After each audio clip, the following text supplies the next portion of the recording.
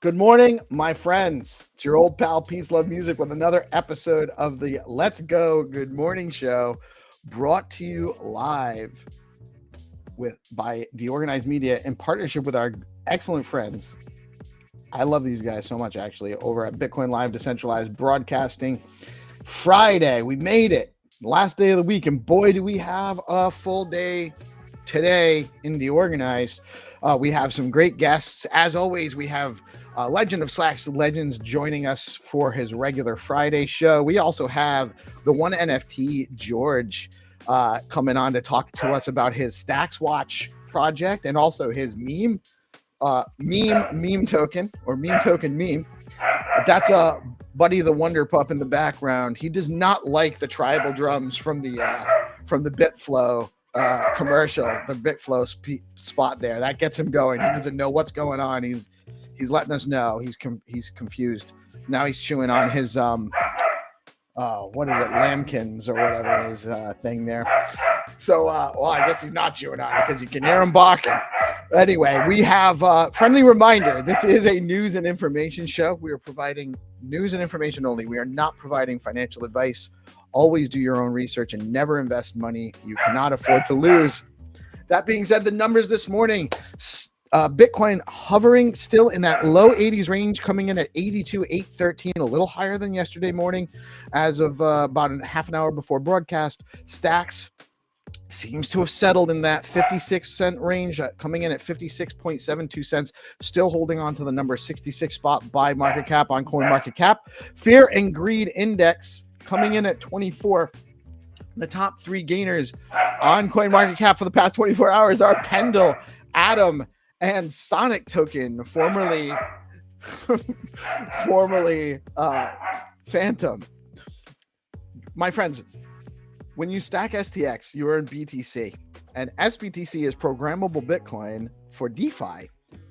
Stacks has fast, low-fee transactions, proof of transfer security, and native Bitcoin rewards. Tell your friends.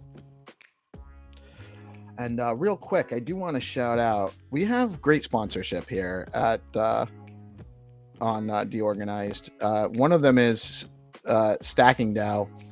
For those that don't know, StackingDAO is the leading liquid staking platform for the Stacks network. StackingDAO is changing the game by letting users earn up to 10% APY on their STX while keeping their assets liquid. Unlike traditional staking, their unique design means no minimums and users start earning rewards immediately. So there are zero switching fees when you're changing and when you're moving from other stacking pools. Plus, you've got options. Choose to get your rewards in STX or SBTC. Whatever fits your strategy. Want to start earning yields today? Head over to StackingDAO.com. That QR code will take you right there. Head over to StackingDAO.com and you can jump in. StackingDAO is where liquidity meets opportunity. And we are super psyched to be helping promote that great project on DeOrganized. The calendar for the day. Let me actually.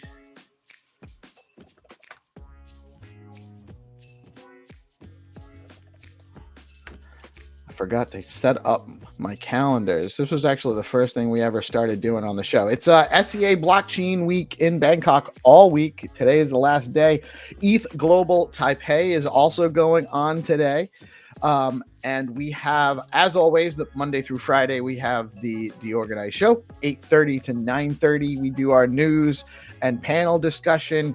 At 9:30 a.m., we have Find2Earn with Xenitron, with great sponsors there with ROO, Leo, Bitcoin Pepe, Welsh Corgi Coin, and Wrap Nothing. We have the ROO show coming on at 10 a.m. And then we also have we're taking over the SIP call as a live stream. So that comes on at 10:30 a.m. after the ROO space or the ROO segment. We have a bunch of great guys in the space that have been cranking on BNS and what's going on there. And we have them coming on at 10:30 to have that conversation. And also you have Good for Bitcoin at 2 p.m. Actually, I think that's at 1 p.m. And we have Purple Pill Friday. Great way to wrap up your week with Dan and Brad at 5 p.m. space. And then there will be no DeOrganized night show as GPSE wraps up his week off. Not even a full week off, but Chad definitely deserved it, and we certainly cannot wait to have him back. The Stacks DeFi world, Hermetic is offering 18% yield on USDH with over $5 million total value locked in the platform. You can DCA into Bitcoin, Stacks, Runes, and more effortlessly at Bitflow.finance. Alex surpassed $2.6 billion in volume, launched DAM, Bitcoin's first concentrated liquidity DEX. There was something about cross-chain something or other yesterday that I just haven't had a chance to read about it. Also over at Alex, really interesting stuff going on. Perp DEX launched on Velar this week. If you guys haven't, head over to Velar.com. Check out the Perp DEX over at Velar. Zest is offering 3.63% yield on SBTC with today's highest yield at 9.12% on STSTX. Over at StackingDAO, you can earn 9.1% on STSTX, 9.18% yield in native BTC, or 8.84 with rewards in SBTC. Top 3 Stacks token gainers on STX tools today are STX AI, Meme, and Leo. Good stuff going on there.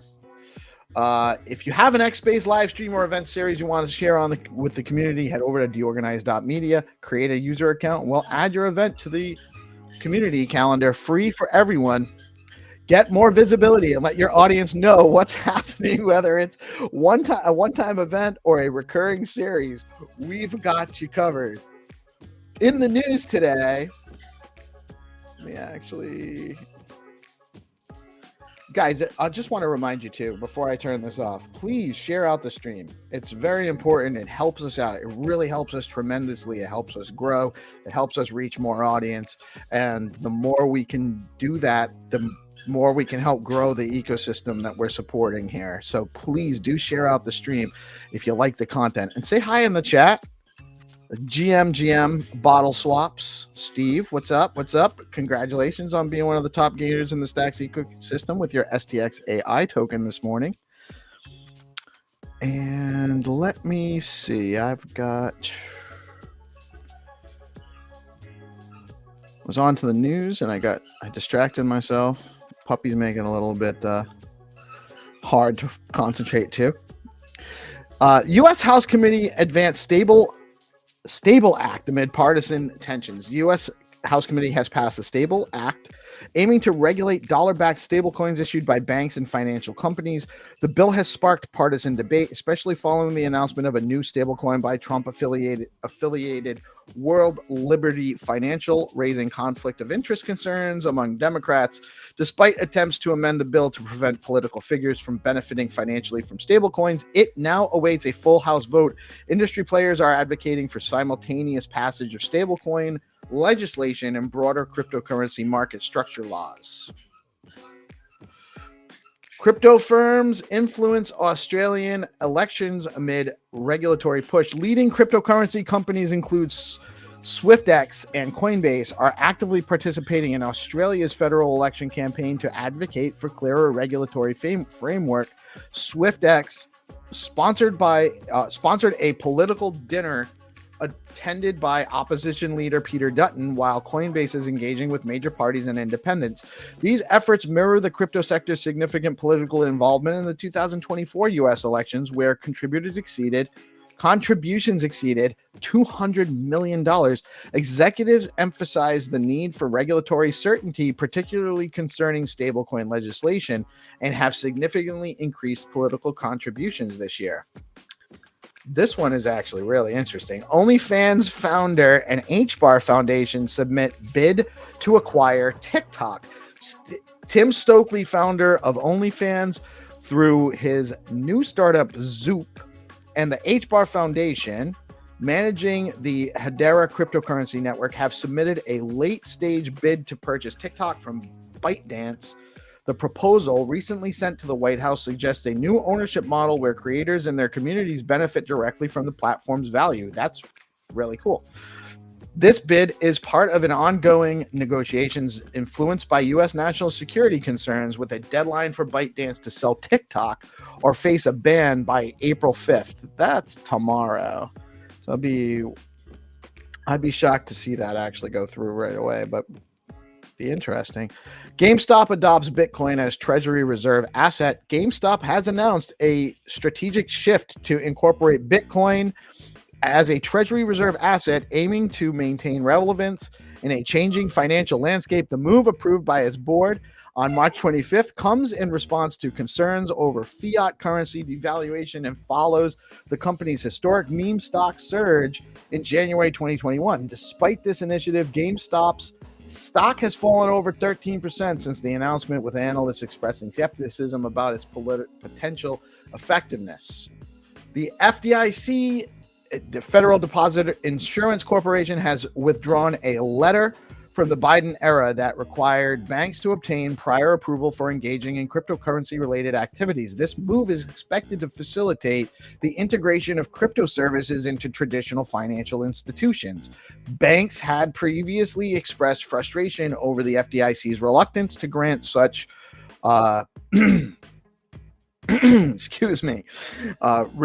Banks had previously expressed frustration over the FDIC's reluctance to grant such approvals, hindering the adoption of blockchain and crypto technologies.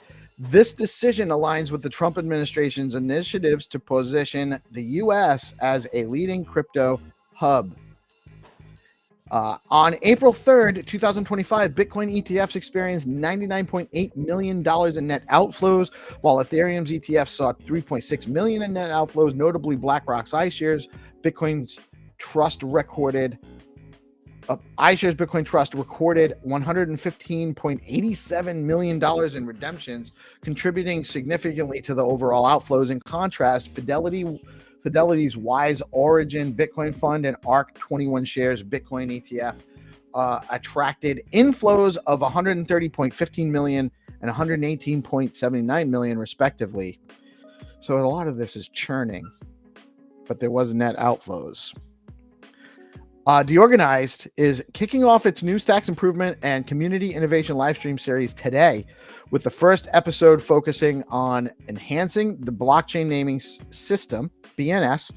BNS is Stacks' decentralized alternative to DNS, enabling human-readable names for blockchain addresses. The show will dive into current proposals and community efforts to improve BNS usability and adoption. This initiative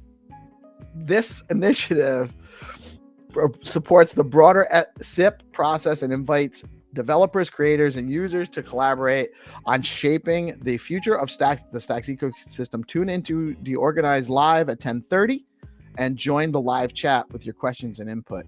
And I'm really excited about having that today. BNS.ONE, looking for a BNS name? Head over to BNS.ONE to claim your .btc, .stx, or other BNS digital ID. The platform has rolled out user interface upgrades, marketplace enhancements, and more, making it easier than ever to manage your Web3 identity. Meanwhile, discussions are ongoing about adding rich data to zone files for improved functionality. Join the conversation on the Strata Labs GitHub or in the Stacks forum to help shape the future of BNS. And your time is limited, so if you have some opinions about what we should be doing with BNS, now is the time. The Biddle battle has ended, but Stacks builders are just getting started. The first Stacks Biddle battle has officially concluded, but the momentum is only just beginning. Judges and mentors praise the quality and creativity of the projects submitted during the Week 3 hackathon. We've already covered many of the projects here, and we're looking to have more of them. Special congratulations go out to Lord Rosar, who took first place with his project Blaze. Builders are encouraged to continue their journey through the Stacks Ascent program, designed to accelerate skills, network, and product development. Learn more, apply, and keep building on Bitcoin with Stacks. And the Find2Earn meta is real, pioneered by Skullcoin founder Xenitron. This innovative format offers a fresh and engaging way to interact with the community, onboard new users, and create real play-to-earn opportunities. Join us daily on DeOrganized for live Find2Earn rounds powered by BoostX, where participation pays and fun meets function. You can also, if you're looking to get started as a dev, you can head over to stacks.co. Over at the right-hand side, it says Get Started. And from there, you can access developer tools, beginner guides, and full app building resources. Whether you're new to the blockchain or an experienced builder, you'll find everything you need, including opportunities to get paid to build. Don't wait. Start building on Stacks today. And I'm going to wrap the news section here really quickly. I want to just give you guys an update on what's going on with our friends over at Bitflow. Also, we have a Zeely campaign. It's a daily Zeely campaign in partnership with Bitflow. You head over there. The QR code's there. The link is shared in the opening tweet from this morning's news tweet. I'll share it again today so you guys can access it. You can also access it right through the Bitflow Zeely campaign. You scroll down on their main page and we're there. You have a daily opportunity to earn some Zeely points. And today's password, you have to tune in to get the password. Today's password is pool upgrade, capital P, capital U, pool upgrade, all one word. And for those that don't know, Bitflow is your all-in-one trading hub on Stacks, featuring a powerful DEX aggregator that pulls the best swap rates from platforms like Alex, Arcadico, and Velar. So you always get the most value for every trade. Looking to explore runes? Bitflow's Runes AMM brings secure, efficient trading of fungible tokens right to the Bitcoin ecosystem. It's also the only DEX on Stacks with native BTC swaps. Seamlessly trade BTC for SBTC, STX runes, and USDC. Also, you can add SBTC or PBTC, no impermanent loss, no pairing needed, straight up one-sided pair pooling, liquidity pool pairing, or not pairing, single-sided. And I think there's an STX one that's being launched as well, an STX single-sided pool, over on at app.bitflow.finance/pool. And you can connect your Xverse app, Leather BTC wallet. It's easy, secure. Just hit the wallet manager button to get started. And if you're a long-term planner, you'll love their DCA tool. You can dollar cost average now into runes, BTC, SIP10 tokens over at Bitflow. Great stuff. And I'm going to bring in our guests. Really excited to have you, my Chads, in here. Good morning, Jack. Jack Binswitch in the house. How you doing this morning, Jack? Ryan, doing great. so proud of DeOrganized and well, just having fun at your expense, listening to your puppy being a puppy. Yeah, I love it too. It makes it. It's just at least he was quiet for the Bitflow read, right? Right. We also have George Grant in the house, the one NFT. Good morning, George. Morning. Hey, man. Good morning. Everything's fine.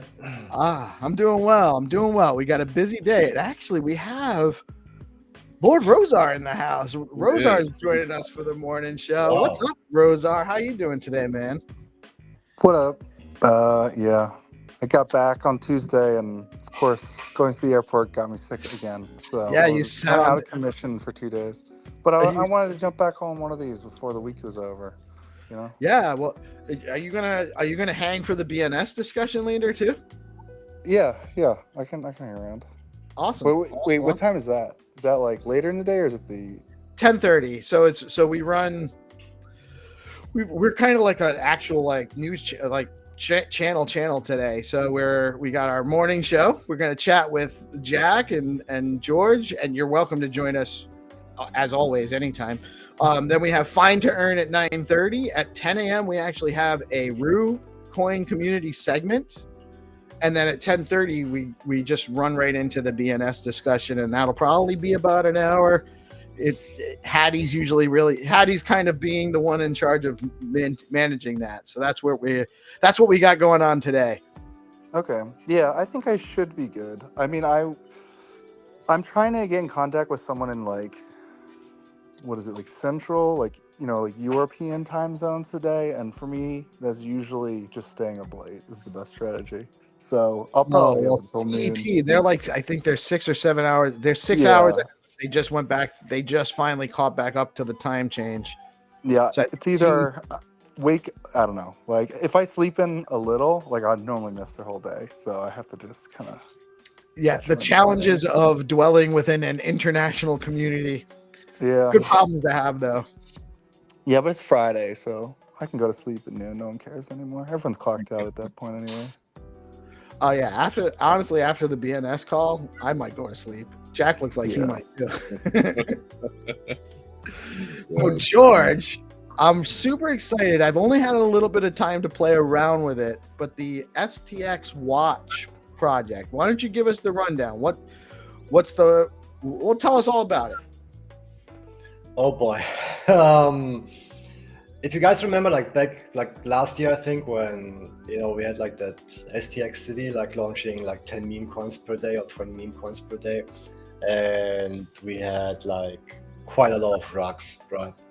And that's when I just wanted to kind of like figure out, okay, well, what's the liquidity doing in each and every coin, right? And there was like no place to actually see it like in one chart. And then I did that, and then I just added up things that I just wanted from a website, because like I love STX tools. It's a great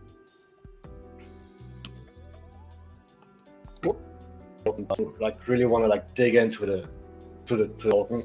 It was insufficient, so I just kept on adding stuff, and then created a platform which is going deeper into tokenomics of each and every token. Nice. And we can't have too many tools to help our community do their own research. Like this is exactly, and I love STX tools too. I think it's a great platform, but the more, looks like I think he might be having there he is. I lost you. Mm-hmm. There he is. We got you back. Yeah, sorry, my China internet connection. It's a little tricky. Yeah. We're easy here. Even though we seem like we're actually a real channel, and we are. We very much are, actually. It's kind of bizarre. It's getting there. It's getting there, yeah. But we're also like we're not worried about like technical difficulties or any of that stuff. We manage it. We'll roll to something else. We're easy. But yeah, I think that there's always room for more options in the marketplace, and you're going to do it a little bit different than STX tools. So it provides different information, and so you can, when people are doing their own research, they should be doing research across multiple It's channels. it's meant as a tool you keep in addition to STX tools, because I really respect Right. groups, and we have I even use this API. So it's not a like a competition to STX tools or to Crackstone.io. It's more like if you like really want to dig in deep into each and every token, then you can just use it. But if you only want to watch charts and only want to get up to date what's going on in the market, then STX tools is definitely sufficient. So, so actually, let me. I'm gonna do it. Do you mind if I do a screen share? I have it. Yeah, up let's there. do it. Yeah. Let's go live finally. Yeah, So data, this is the more data is great. Yeah, exactly. Like Jack, you're obviously one that you use these tools a lot. Like I know you're familiar with STX tools and the other stuff, and you do a lot of you look at all the tokens, you look at the data, you do some dabbling there. So this is in alpha test right now. So there are Yes. it's a closed alpha kind of, but anyone No. It's open. Open Everybody who alpha. has a link can yeah. So I guess everybody viewing it can just jump on alpha.stxwatch.io and can try to break it.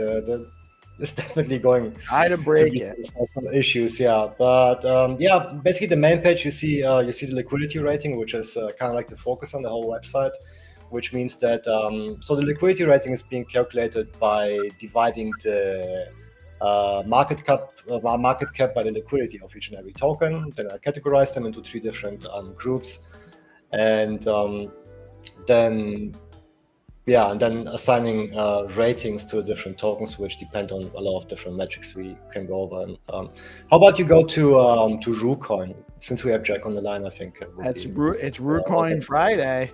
Yes. So again, the focus is not on the chart. The focus, I don't want to be a charting website. We have the liquidity rating history, which is very important. So ROO is actually a very good example of how a coin should perform. So ROO, for instance, has right now 1.27 rating, which is very, very safe, which means that the liquidity is more or less the same as the market cap. So it's a 1.27 ratio. So is that so? If it was exactly the same as the market cap, it would be at 1.0. That would be perfect, but in reality, it doesn't really happen. Yeah, you're never going to get that. It's going to fluctuate one way or another. But being above that 1.0 means that there's more liquidity, or the ratio of liquidity. No, the lower the rating, the better for the token. We can jump later to some other coins. Okay. So it's like I gotcha. Yeah. Then in the middle you have basically what's going on in the market. If you scroll up a little bit, so you can see basically the latest buys, the latest sells, and all that data. Pricing, liquidity. We have the My Position tab. So if you're holding the coin, you basically see what's going on in your wallet. This is my testnet wallet, by the way, so that's why there's no ROO in here. It's okay. Then you have some metrics. Then you have some metrics on holder net worth and holder count, which is, I think, very important for each and every token. So you basically see how much the holdership has changed in the last 7 days, 24 hours. Then you see how many diamond hands you have. You see repeat buyers. You see the loyal holders, paper hands, how many people are in profit, how many people are at loss. BNS holders, especially, since I love BNS. So wow, this is actually awesome. So diamond hands so you can really use this to drill down into how strong a community is holding, or how safe a token is. Yeah, right. The main priority is just to keep people safe, right? And as you can see, each and every section, do you see this 2 TS, 1 TS, 0 TS? So all of those sections they calculate certain points, and then they will later be added to a trust score, which is basically a trust score for the token. And that's also a quick way basically to see how safe a token is. Okay, then this segment down there is all about the top 100. So basically you have the how much token do the top 10 holders hold of the token? How much do the top 30 hold? Top 50 hold? So basically, you see it against the average. For example, ROO is doing pretty good. They are all below average, which is positive. Then you have the top 100 holder distribution, which is counting basically whales, sharks, and fish. Again, it's written like holders with over 1% of supply, for example. Those are whales. That's, for example, where ROO is not doing very well. Then we have the wallet diversity, like active portfolios, growing portfolios, single token holders. And then you have the same thing again, but for the whole holders, not just for the top 100. You see basically what the holders of ROO are holding in terms of highest value. For example, in this instance, they hold the most ROO holders. They hold Alex. They have like 500,000 in Alex, and they have but most held is Welsh. So basically, that's the biggest competition of ROO in this instance. You can also see what other tokens the holders are holding there. And how much the value of the tokens are. It's so Really cool. cool. I'm so unprepared for this. I'm sorry. It's just no, man. You're absolutely 100% prepared, man. Yeah. This is absolutely exactly what. Yeah. Because I've been living with it. Then. Yeah. What I like about this is like George is the guy in the ecosystem who, like, if he, like something had launched or whatever, and he'd be like, "Hey guys, wait, you check this out before you because there's so much hype around things." And George is like, so he took that instinct he has to try to help the community and made something that helps people manage their risk better. Oh my God, there's so much data here. This is incredible, man. Yeah, this is fantastic, brother. I really like this. This is the kind of stuff that we need, in a space where hype, drives so much attention. Yeah. And that's how people get wrecked often, right? So this allows people to help manage their risk in a way that they're comfortable with and make informed decisions. And that is beautiful, dude. This is fantastic. Appreciate it. This is great. This is huge, and this is just another. I love our ecosystem because there's so many people like yourself, George, and Jack, and Rosa. There's so many people here just constantly iterating and contributing and building and supporting each other in functional ways. Like, you're always adding utility. Everyone's adding functionality and utility and value to our ecosystem consistently, regularly, all the time. It's really fantastic. I hadn't had a chance, so I first accessed it from my phone, and I'm an old guy. Phone doesn't work yet. Yeah, I can't see. It's too small, and I'm like this. But I had already had enough on my laptop that day. I needed to go sit on my couch for a little while. Yeah. So I haven't had a chance to really dig deep into this yet. But man, this is really cool. I'm definitely going to play with this later on today after I get done with all my shows and just tool around with it, and definitely get you some feedback too. There is a DM group, by the way, if you guys are looking to test stuff out. There's a DM group specifically for the alpha testing phase. It is an open alpha. You can just go to it. It's alpha.stxwatch.io is the main page. Super easy to get to. Eventually it'll just be stxwatch.io. And maybe it will always be a beta. I don't know. We'll see how things go. But for now, maybe it was meant to be like a 1 week project. It turned into a 3-month project. So we'll see. But we keep on adding stuff. We were only supposed to be doing spaces and articles for people for 3 months as part of DeOrganized. So I mean, you never know. Yeah, it's crazy with stacks. You get sucked into this whole thing, and then you just time just passes by, and you. I started making a stupid NFT project 4 years ago, and I've been stuck here since then.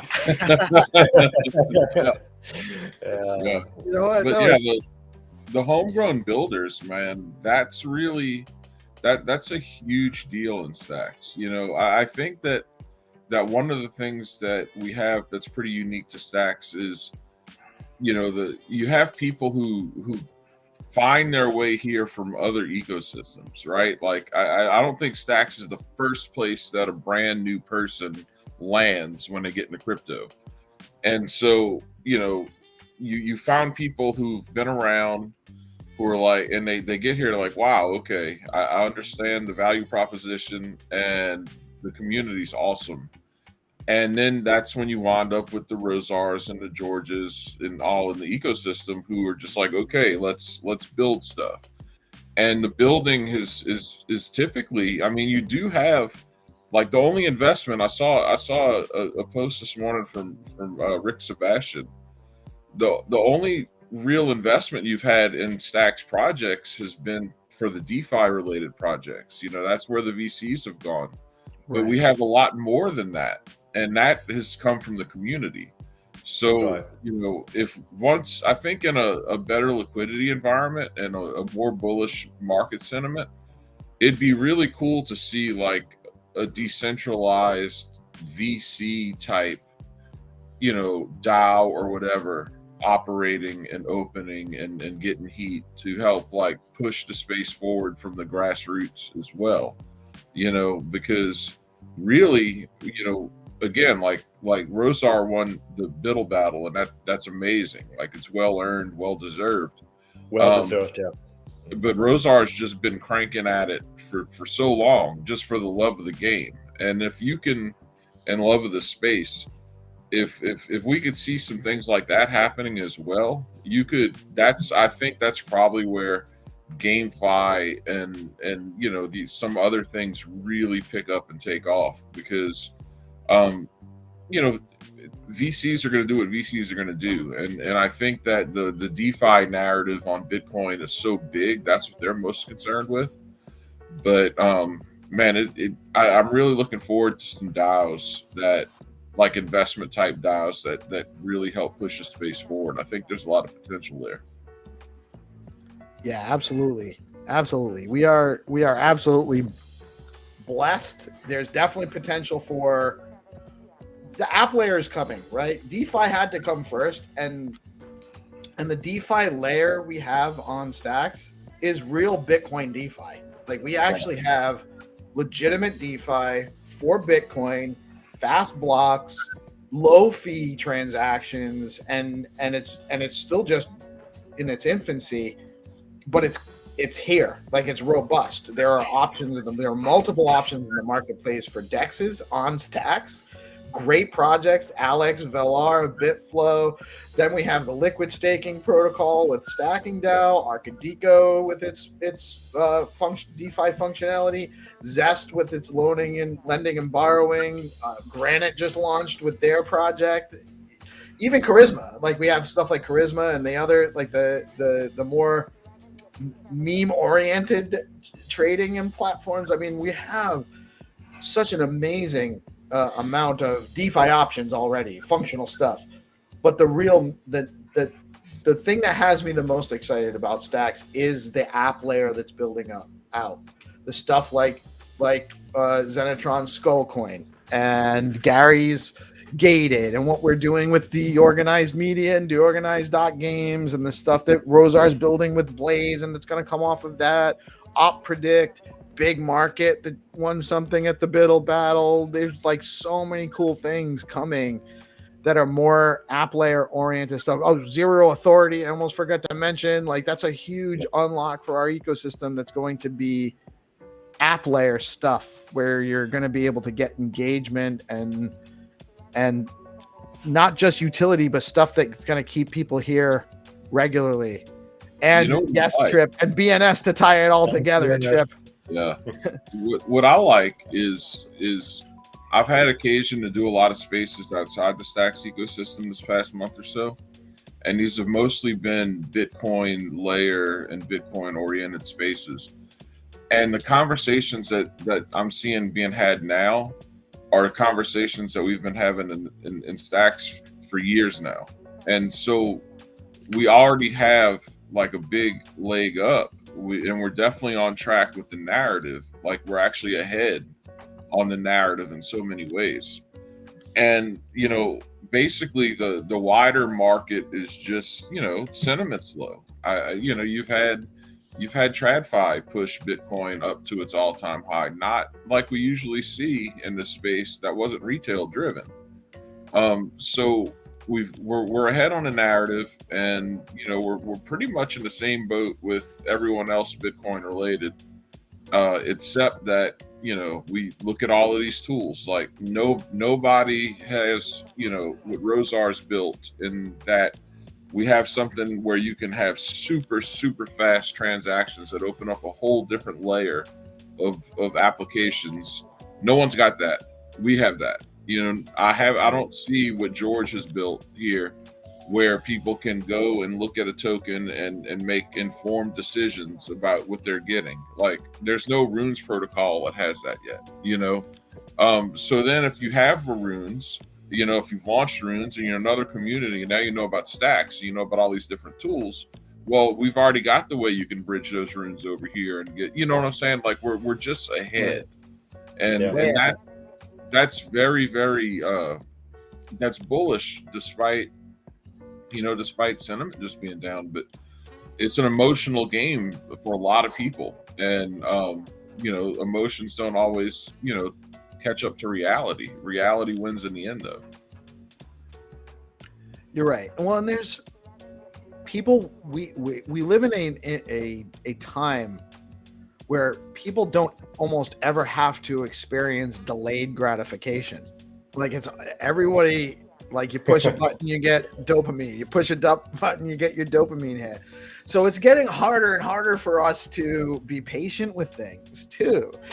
And so I think Stacks has been amazing at rolling stuff out and shipping it, even though like some timelines when you're building tech, we all know that the timelines are targets, not cemented dates where things are just going to be done, because you don't know until you actually start building it what's going to take.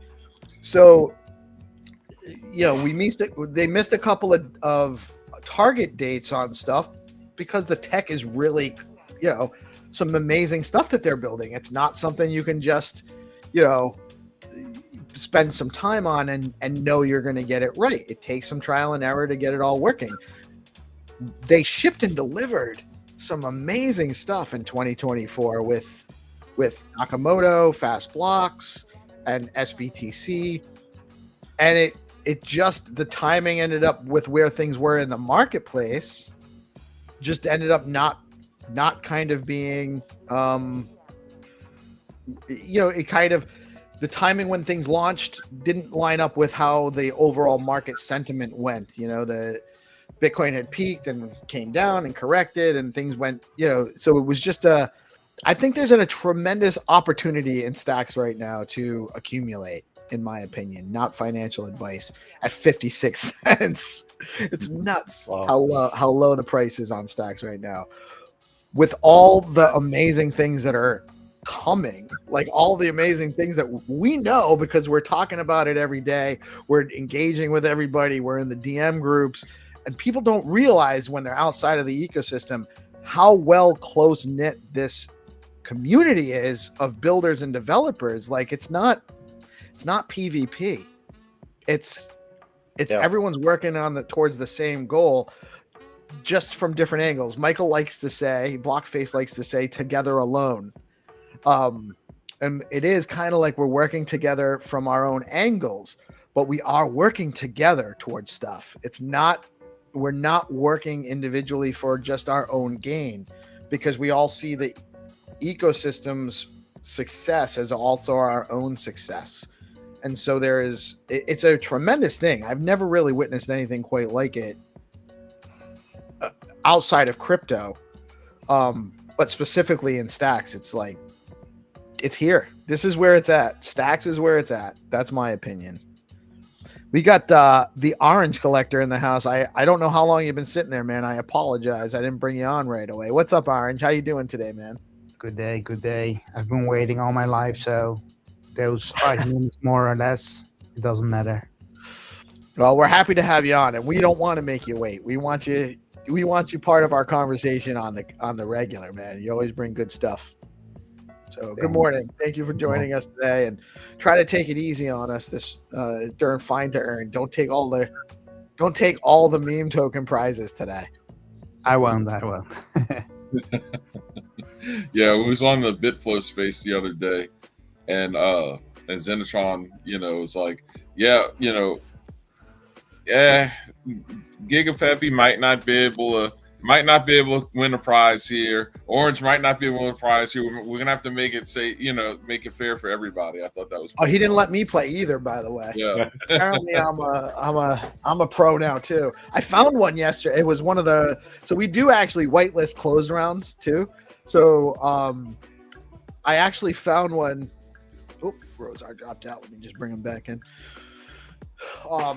I actually found one before Orange, but it was a closed round, so I couldn't actually win it. It was only for new players, and that's what we do. So we're onboarding people into stacks with Find2Earn and into BNS with Find2Earn, and we're promoting boost stacks with Find2Earn. We're really I never realized how I was only doing it to be fun and to have something else to do on the show and trying it out. But what Xenitron's put together with that, and then how we've incorporated into the live stream, has been a huge value add for engagement and some onboarding into the ecosystem. It's really cool, actually. Yeah, we even onboarded the 6-year-old. That's right. We had. I think he's actually 7 days. His birthday's in. He told us yesterday his birthday's in 8 days. We had Monty Greenspan from Quantum Economics and Quantum Expeditions joined the show impromptu. Like, he was just in the live chat. I said hello. I was kind of out on an island because none of our co-hosts had made it to the show. Michael had just joined, and then Monty came on, and his 5-year-old son, who is turning 6, he let us know his birthday was in 8 days. So he's just about, not quite 6, I think. And he played Find2Earn with us yesterday. He won a round. So we onboarded a 6-year-old, and it was probably some of the best content we've ever had. He was counting down the game launches and everything with us. Awesome stuff. It's like every day or just like on certain days? We do Find2Earn every day. We've been doing it since I haven't tried it. I know we sponsor it with Meme, but I haven't had the time to even try it yet. But I have to. Oh, and we will definitely get. So right now for March, this is what we've done for March. I mean for April. I forget what month it is already. It's April. So for April, we have 5 meme coin community meme coin sponsorships. It's ROO, Leo, Welsh, Rap Nothing, and BPepe. And they sponsor, it's $10 a day per round, roughly, more or less, about $10 worth of their token. And with that, they get a round a day, so they're getting some exposure to our audience. They're getting some distribution of their token out across the platform a little bit, and then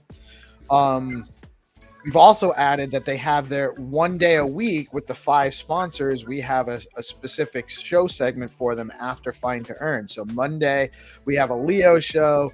Tuesday we have Rap Nothing. Wednesday is Welsh. Thursday is BPepe. And then today after Find2Earn, we're going to do a ROO segment with the ROO community. And we're going to do that for the month of April and see how it goes. And again, so it's like some exposure. So, Meme is definitely one we'd love to get. Let's do it. No, I remember Meme was sponsoring, but maybe it was like last month I think I talked to Xenitron maybe 3 months ago or 4 months ago. I had no idea it's kind of like a monthly thing. So let's do it. Well, we've just evolved it over the last couple of months to be on live. Right. So when you sponsor, sure, let's do it. Yeah, I'll sponsor with me. No problem. No, like $10 a day, right?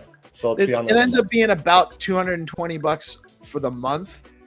If we do, because it ends up being about 22 broadcast days a month. Yeah.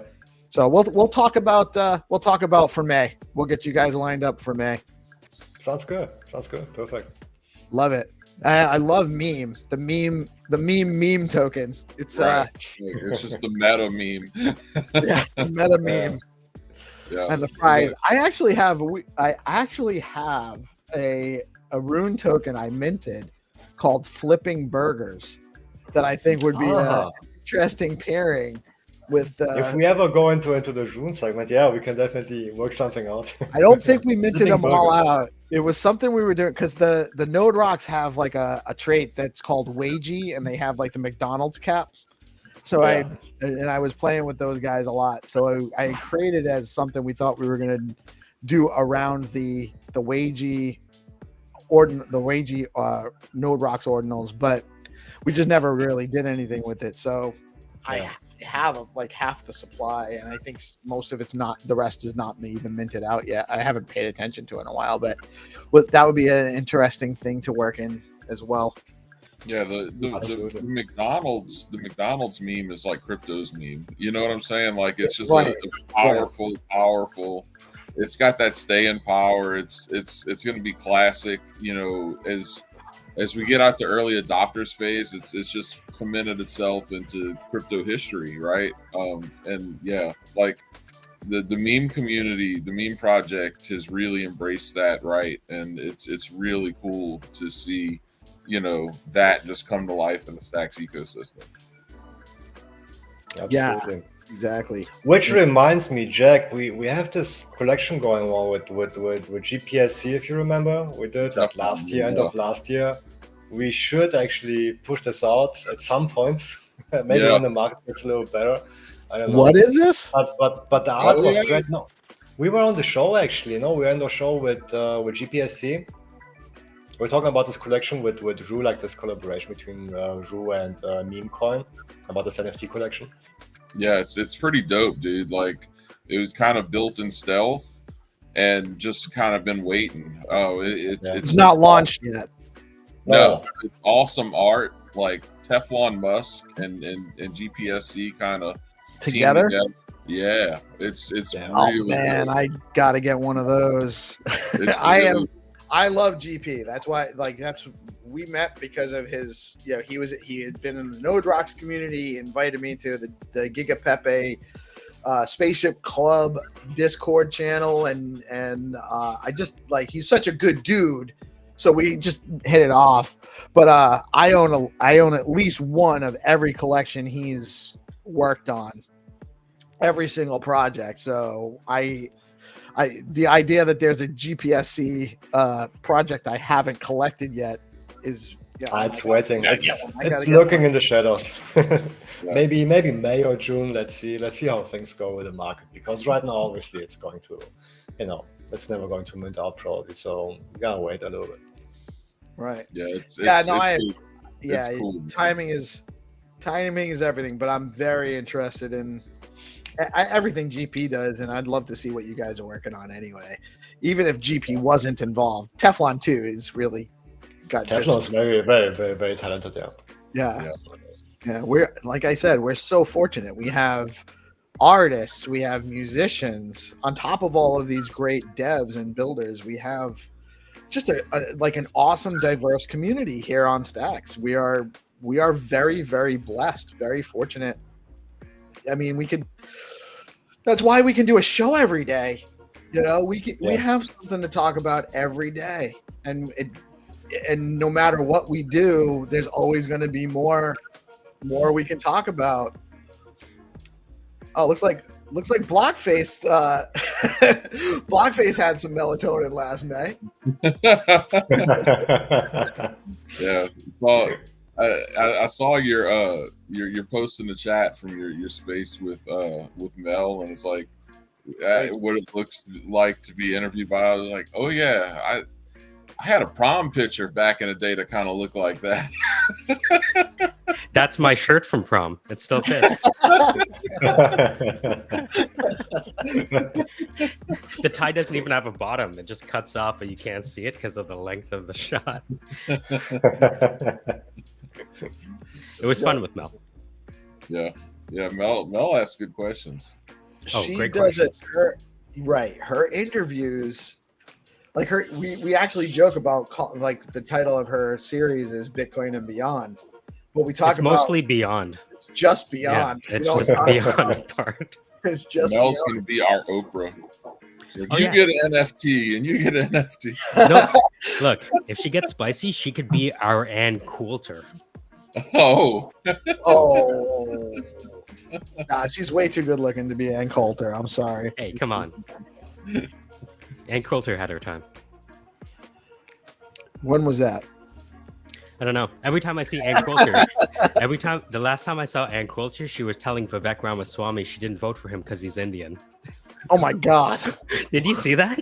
No. Think to his face. Look it up. It's so funny. Why didn't you vote for me? Well, I didn't vote for you because you're Indian. It's like, and you just see like the blank look on his face. It's like, crap. Well, how do you even respond to that? There's not a lot of good responses. Whoa. Guys, it's time. Game Master is here in its true form. How are you today, sir? Dear mortals, I'm fine. Dead, as always. Ah, very good, very good. We have 5 rounds. It is time for Find2Earn. We have 5 rounds sponsored by our gracious and amazing community coin projects on Stacks. ROO Coin, Leo Coin, Wrap Nothing, Welsh Corgi Coin, Bitcoin Pepe. 5 rounds, 5 opportunities to win, about $10 worth of each token being distributed on BoostX by Xenitron through the Skullcoin account. And let me actually just get my page up here.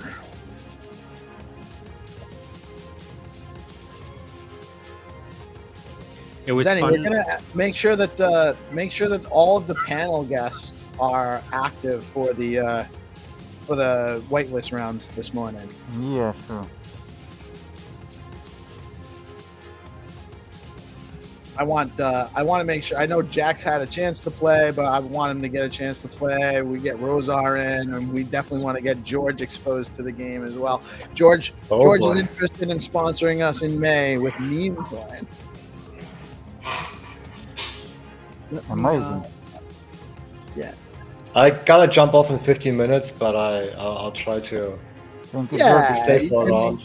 We appreciate you being here as always, and it's not obligatory to stay for Find2Earn. We know not everyone has enough. Yeah, you've been gracious. You've been hanging out with us for an hour. We love having you here, but we know not everyone has the time to spend all day on our show. No, it's not about that. It's just like my wife's parents are, visiting No more. us. And I just told them to go out now, and it's 9:30, so He'll be back any minute. they're probably gonna be back any minute. Probably too afraid to come in because I told them there's no way they're gonna go in while I'm on the show. Okay, so what I'm sharing right now is what you're going to see. All the game rounds get launched on Skullcoin BTC, at Skullcoin BTC on X. And actually, I gotta get the stream. You guys have to share out the live stream. You have to share out the live stream in order to be eligible to win. Our opening rounds are whitelist rounds for new players, to give new players an opportunity to learn how to play without having to face our pro league players like Orange and Little Dude and Crypto Finder and Isaac. We have a huge community of guys that are like professionals at this now. So we have rounds that are blocked and just for our whitelist members. Zenny, I'm getting that link for you right now. I apologize. It's okay. You are human. I'm lost without GPSC handling co-host duties. All right, so I dropped that in the live chat. And again, this is what you guys are going to see. This is a round from yesterday, so you're going to see a round like this. There'll be a countdown. You'll see what the prize is.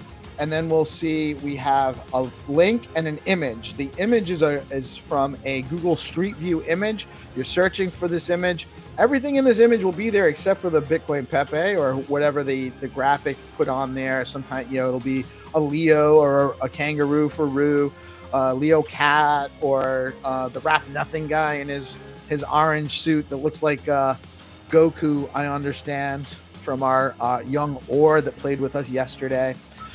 So the real quick, you have to share the stream, you have to like and retweet the post, and then you click this link, it'll bring you into Google Maps. Google Maps will open up on the starting location. This red peg has a starting location. You get the little yellow guy, it'll drop you into Street View. You see all these blue lines, that's where you can drop in on Street View. I don't remember exactly where this location was yesterday, but you just drop in, you're looking for the location, and if, let's just say that this was the spot, we found it, oh, this is the people hanging out, we go up here to the share, we click share, we copy the link, we go back to the game round on Skullcoin, and then we share it, we share that link below, and then the first person that shares it, that gets it in first, wins. And they win the prize for that round, and that prize gets distributed by BoostX. Wow. And then real quick, again, just before we run the round, I actually want to...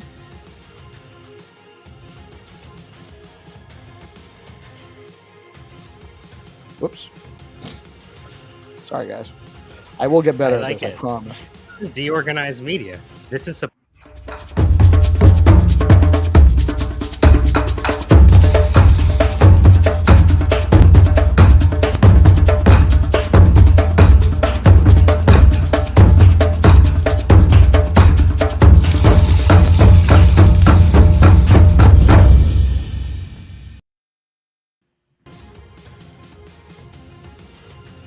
So, and head over to Zeely.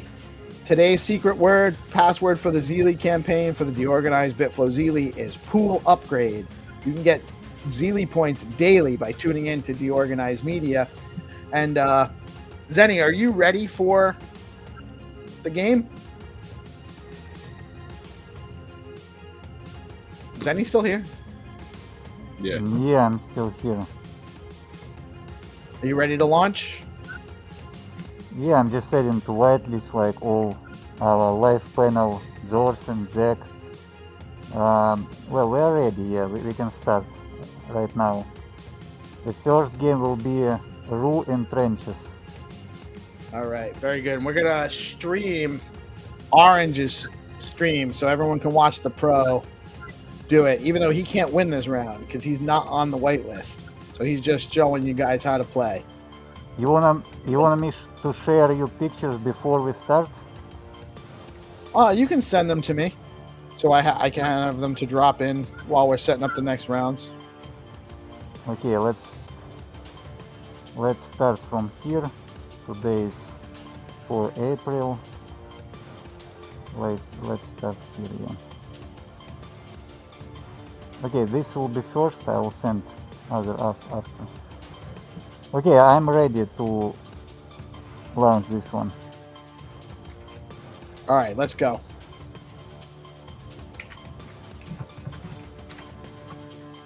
Let's go. 5, 4, 3, 2, 1. Let's go. The game will be only for whitelist, so only accounts I mentioned can reply. The game is on. Let's go. All right, so I'm on my Skullcoin page and I'm refreshing. Oh no, sorry. I recreate one more time. Again. No problem.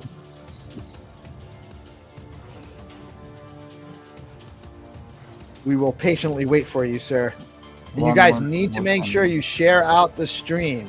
It's very important. If you are the first one to win, you get the right coordinates, but you don't share out the stream. I love that. The ROO driving the army truck. Italy today. Oh. Very good, very good. Yeah, but let me create another one since you. Wait, because the picture. Wait, that's is not wrong. the right image? Yeah, not the right image. Yeah. That was a good image. That will be just one moment.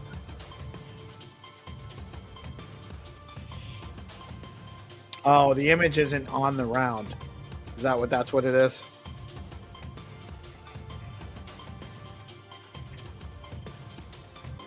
I will drop you another image, so it will be the same, but Oh, did another I image. give you the wrong? Hold on, did I give you the wrong link for the stream?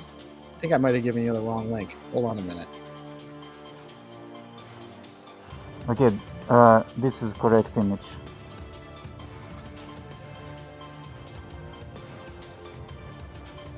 All right, that's fine. You can launch the round, but I just got to double check the stream link here. Stream link is wrong. The one that was on that last link was not correct. So I don't know if I might have shared the wrong one. Let me. No, that's the right one. Okay.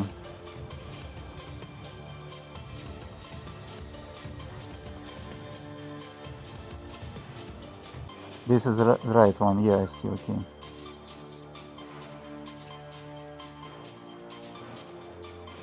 Everything should be correct. All right. So We is the game about launched? to get ready. All right, Yeah, in we're 1 ready. minute. 1 minute. All right. All right, let me actually do this.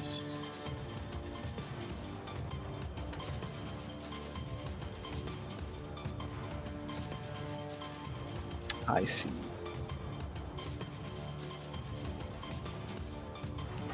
So the image was correct, but it was not properly branded. Yeah. That's what The image the is issue correct. was. Yeah.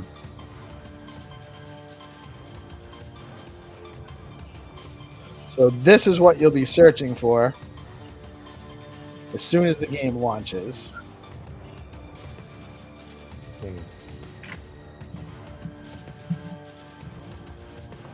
So I'm getting ready for this one. It wouldn't surprise me if this was Ireland. Oh yeah? I think it's Ireland. It could be Ireland. I wouldn't surprise me if you're correct. Although it really probably would not surprise me if you're correct, no matter what the image is. But isn't Oh that well, the it actually Irish has the Irish flag on the truck there, so I think you must be correct. Okay, let's start from the street view, so to make game more easy for All right. newcomers. That's Italy. Not. Italy? Is it Italy? I think it's Italy. Yeah. Is it red or orange? Okay, the game is Oh ready. yeah, there was the. The It's game hard is to ready. tell. Let's start. I'm dropping it right now. 5, 4, 3, 2, 1. Let's go. The game right, let's is on. Good luck, everyone. These Good games luck. go fast. You gotta Let's see. Yeah, of make course, sure you like and like, repost. repost it, Like, repost. and copy the coordinates, and you paste them into Google Street Maps. And you're right, it's in Italy. It's Italy now. If you look at the image where the wheel is in the car, you see you have some kind of main road with a T splitting. And if you are going back to Google Maps, you zoom in and you're going to search for a T splitting within this area. For example, here. Wasn't the street name?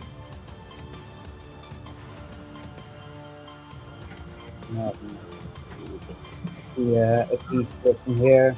And always know that the blue lines can be dropped on with the yellow Pac-Man. So whenever you drop it, you can search around, and perhaps it's there, perhaps it's not. There it is. There it is. There it is. Wow. That was Orange is the master, so don't feel bad. Yeah, he's That good. was. He's amazing. I'm It's still amazing. touring the streets of Italy here. We do not yet have a winner, so Yeah, we have no winner yet. I found it, so I think it's more than fair that George gets the prize. Oh No, wait, just I gave up because I thought you found. Okay. I'm still figuring out how to get those blue lines on my Google Maps, but So if you uh, go to There's a you little can at just the start from bottom the right-hand dual corner. CPU. At the bottom right-hand corner, there's like a little yellow man icon. yeah, see yeah, this yeah. yellow Pac-Man, Okay. and that's in the right corner of the screen, and that can be Okay. dropped anywhere on the blue lines. So once you Okay, click on that's how that, you the blue find it. lines show up. Yeah. Okay. Oh. Man, I miss Italy. I've never been, and I'm half Italian, so You should Eventually. go, man. I mean, maybe right now it's not as good as before, but it's still the food and the people, just amazing. yeah. One day, I'm down to just 2 kids left in the house, so it'll probably be.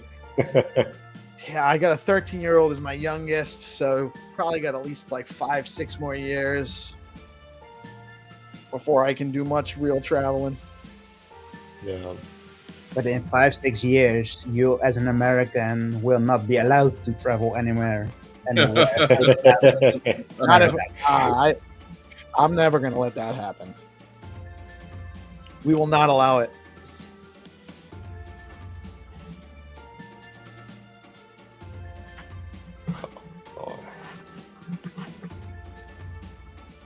Can't believe this is. No one's found it yet.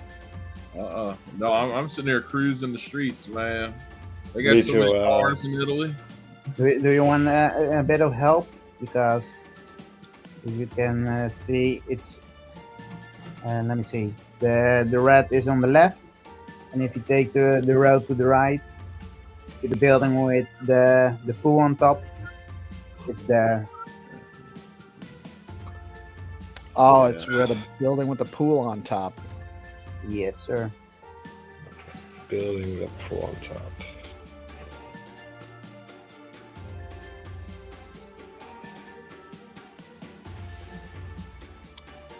While we are waiting for a winner, very quickly, I'm just going to give a quick shout out to our friends at StackingDAO. StackingDAO is the leading liquid staking platform for the Stacks network. StackingDAO is changing the game by letting users earn up to 10% APY on their STX while keeping their assets liquid. Unlike traditional staking, their unique design means no minimums and users start earning rewards immediately, so there are zero switching costs when moving from other stacking pools. Plus, you've got options. Choose to get your rewards in STX or SBTC, whatever fits your strategy. Want to start earning yields today? Head over to StackingDAO.com. That QR code will take you right there, and you can jump right in. StackingDAO, where liquidity meets opportunity. So yeah, that's game. You have just we have a winner. It's a new player like Spencer BTC. That game you have just to go forward. So you just follow the Google link, Street View, and just press up arrow or just go forward, because like the place straight forward from the starting point. Awesome. So Zenny, we got like 10 minutes to get through the next 4 rounds. So let's do quick rounds and launch 2 at the same time, like 2 and then 2. Oh, okay. Why not 4 at the same time? You want to launch Okay, all 4 at the same time? We can do that. Otherwise, I will win everything. That's probably true, actually. Why don't we can do that? Let's do that. We'll launch all 4 of the next rounds simultaneously. Want to do that? Make it high pressure, yeah. Have one of them be a whitelist round, and then the other 3 just kind of launch them back to back to back to back. Does that make sense? Yeah, let's try something like this. But I'm just launching. I know it takes you a minute. I understand it takes you a minute to get the game set up, and I actually have Oh, no, I only have. Okay, I thought I had images here, but I don't. Guys, I wish you good luck. I gotta jump off. Thank And you so I much talk to you guys for joining again. us, George. I love what you're doing with STX Watch. Huge fan of meme Thanks, coin. man. The meme coin, and thank you so much for joining us today. As always, it's a pleasure. You're an outstanding contributor to the Stacks ecosystem and broader Bitcoin development ecosystem, man. We love having you in our Thank space. you. Always welcome. Thanks so much for having me. Thank you so much. See ya. Have a nice day, actually. Yeah, you guys. I'll Yeah, organize still day for us. All right. See ya. Bye bye. Later, man. Bye bye.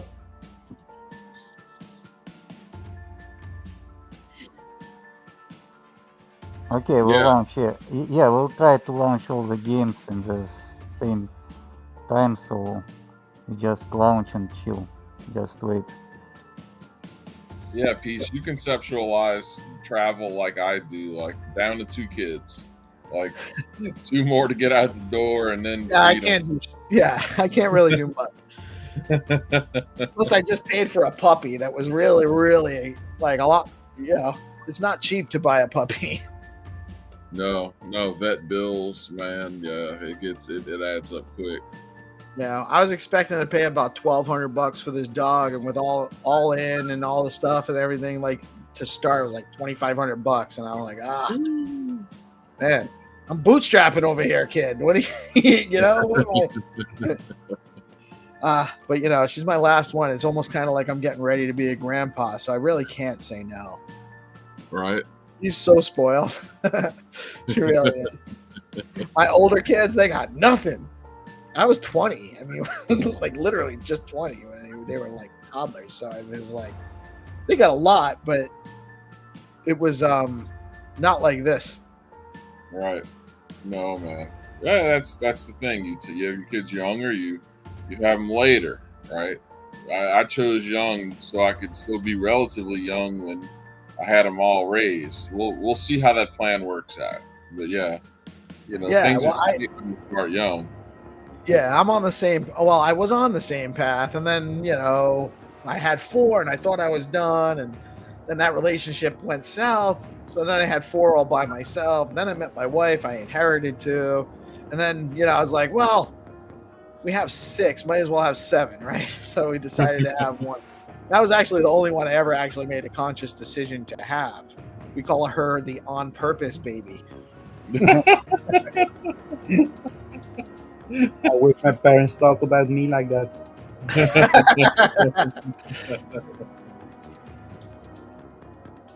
Yeah, 6 happy accidents and 1 on purpose. Yeah.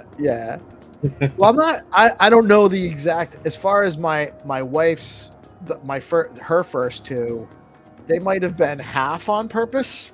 Maybe, and the other half was just unaware of the operation. But yeah, it was definitely like there was a conscious decision for the last one, but yeah, all the rest are happy accidents. And like the Bob Ross, you make a beautiful image with a happy accident. Yeah. One time, we are near to be ready. Yeah, a little bit more. Yeah, we are. All right, so you guys are on the Skullcoin BTC page. You need to be following Skullcoin. You need to share out the live stream, and then when the game round launches, you will get a countdown. We're going to launch 4 rounds back to back, get through these last few rounds, and then at 10 a.m., we're going to roll into the ROO community space. Jack and I chop it up. Might have a couple of other ROO stopping by.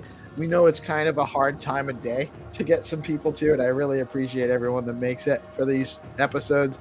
That wasn't part of my calculation when I set the schedule for these. But I cannot wait to chat. People need to know about what's going on with ROO, where it's come from, and I can't wait to chat about that in just a few minutes. So as soon as Zenny gives us the countdown, you guys, there's going to be 4 game rounds to play. They will be sponsored. We already had a great round sponsored by ROO. We will have the next 4 rounds will be sponsored by Leo Coin, Wrapped Nothing, Bitcoin Pepe, and Welsh Corgi Coin. Which Welsh Corgi, you actually see Rosar is one of the OGs in the Welsh Corgi community. He was the dev that helped unrug the project originally. So next week, Rosar, we'll have to get you on the Welsh Wednesday space at 10. If you can join us at 10 a.m. Eastern time next Wednesday, we'd love to have you as part of that conversation. That would be lovely. Excellent. I hope you're feeling better, man, because I can hear it in your voice. I'm feeling much better than I did the last 2 days. Good. Believe it or not. I can deal with the raspy voice. It was the fevers and the constant sweating and changing my shirt every 6 hours. Just Really yeah, annoying. man. It sounds like you had it. Yeah. Yeah, that sucks. I'm glad you're feeling better. It's fine. Almost. It worse. It was short. Yeah, that's man. The last one I got was like 10, 12 days. It was so bad. It was terrible. Sinus, chest congestion, aches, fever, sweating, constant sweating. Like the sweating and the fevers, chills, like they're annoying and like they're distracting for sure to like do like focus concentrated work when you have, but I think it's when you get into like the muscle aches and like it makes it impossible to do anything. Or like sinus pressure in your head, like that shit is just debilitating. I cannot stand that. Yeah. Okay, Fortunately, we have some. Oh, you ready to go? Yeah. All right, so we're on the Skull Coin page and we're getting ready to refresh with the countdown. As soon as the Game Master gives us the countdown, the games will be on. Okay, 4 games simultaneously. We didn't play this rush format before. It will be very intense, very interesting. Yeah, so this is breaking ground. You can choose any game you want to play. You can win any game, and it will be a lot of fun. So just be ready, because like 4 games, it's a lot.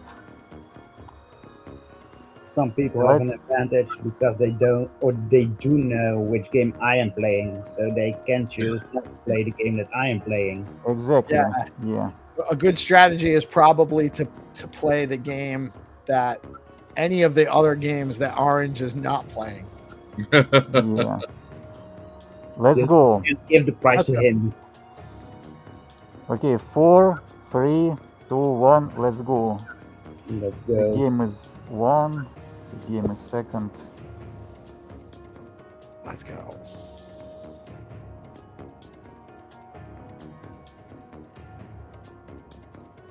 Remember to like and repost and share out the stream.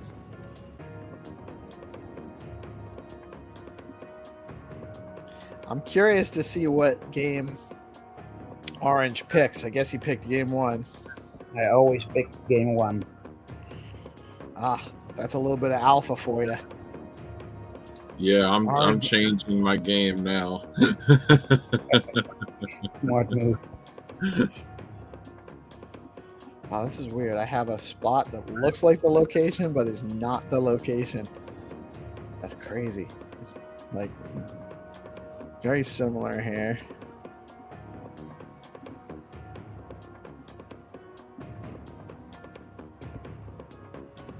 Over in Pernambuco.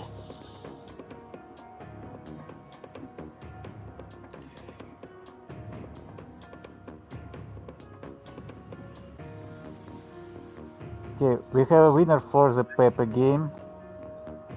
Bitcoin Pepe game has been won. Congratulations. What did I do? All right. Don't forget to like and repost, or I just disqualify you. Right, you gotta like and repost. Yeah, should repost and like. If you're playing, for example, game Welsh, you have to repost and like the Welsh game. More than fair. Okay, Orange found some location, and it was a it was a game 1, yeah? Correct. Yeah, I found. Oh, we have Staxi playing. That's amazing. Staxi? Or Yes, Staxi? Staxi found Pepe location, but I believe she was a second, so silver medal for Staxi. Welcome. Staxi's got to join us on the morning show. I miss her. Yeah, we Coming miss in her saying so hi. much. Okay, Orange won the first game. Let give him orange. Orange won another game. No, won two? he just won the first game, and we have 2 winners so far. Okay. All right. So games We, 1 and 3. we have Happened one? Circunilingus who won Pepe game, and Orange won the Nothing game. All right. Nothing Well for done, sir. Orange.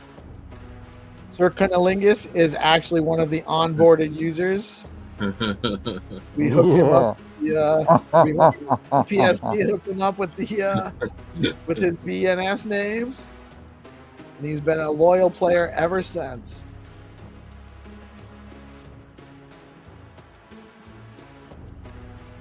Not it. Wait it. Let's see. Okay, Spencer dropped the cat game, but I don't see the correct location. So no, that's not correct. Yeah, it's like we're playing so intense games. That's very funny. I actually like this format. Yeah, it's amazing. If we grow, if we're big like the first blockchain ever, we will play a lot of games because we'll make people rich and everyone that play these games. But for today's the game that I like the more is ROO game, because like ROO in trenches, that's amazing. Like, you know, this Jeep, army Jeep. Yeah, that was that great. was cool. The ROO in the Jeep. I like that. When I'm always looking for one with graffiti, I'm always like, when I find graffiti, I'm like, okay, I'm getting close, but yeah, not necessarily. Yeah. Yeah, Some of the I'm looking for the same one.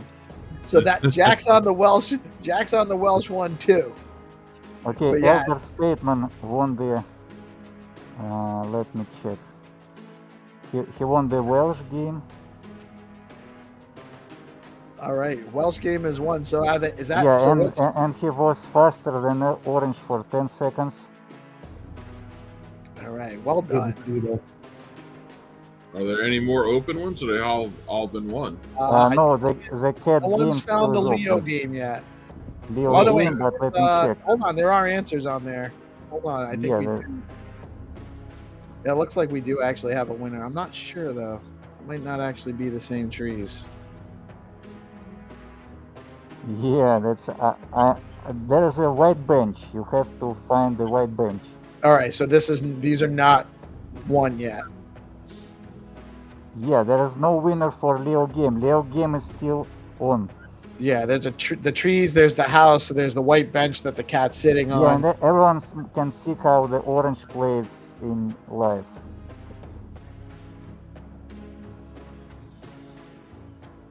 Okay, let me check. We have like Elder Statement comment like, I won, I beat Orange. He's very happy to beat Orange. Okay, the winner Everyone's for happy. the we have a winner. Winner for the Leo Cool. game is a Crypto Finder. Finally, congrats, man. Let's go. Awesome. That is awesome. Congratulations. We I have actually 4 think winners. that was Yeah, that I was think- fun. That was fun. I think It that was like, great. I think we should everyone definitely do that more often. Yeah, can play different games. That was cool. Thanks, I like it. everyone. Yeah. Thank you, Zenny. Awesome stuff. Zenny, you're going to be joining us for the BNS chat later too, right? Yeah, sure. I have like to go to Underworld and I back to like this. Kind of stuff. Very good, sir. Very good, sir. We will be glad to see you. Yo. Get some you get back. moisturizer, Zenny. Yes. Awesome. Thank you guys so much for joining. We are actually going to be running into the ROO segment. Super excited about that. And just in a minute, as we and you guys are welcome to stay, by the way, Orange and Rosar, you guys are welcome to stay for the segment. But I just would before love to. I've got to go. Jack. and you don't have to. Yeah, and thank you for joining, and we love you. We love you guys playing with us, and we will be back in a moment. I'm actually just and those that have to drop, you guys are free to go, and those that are hang out for a minute, and we'll be right back after a word from our sponsor, StackingDAO.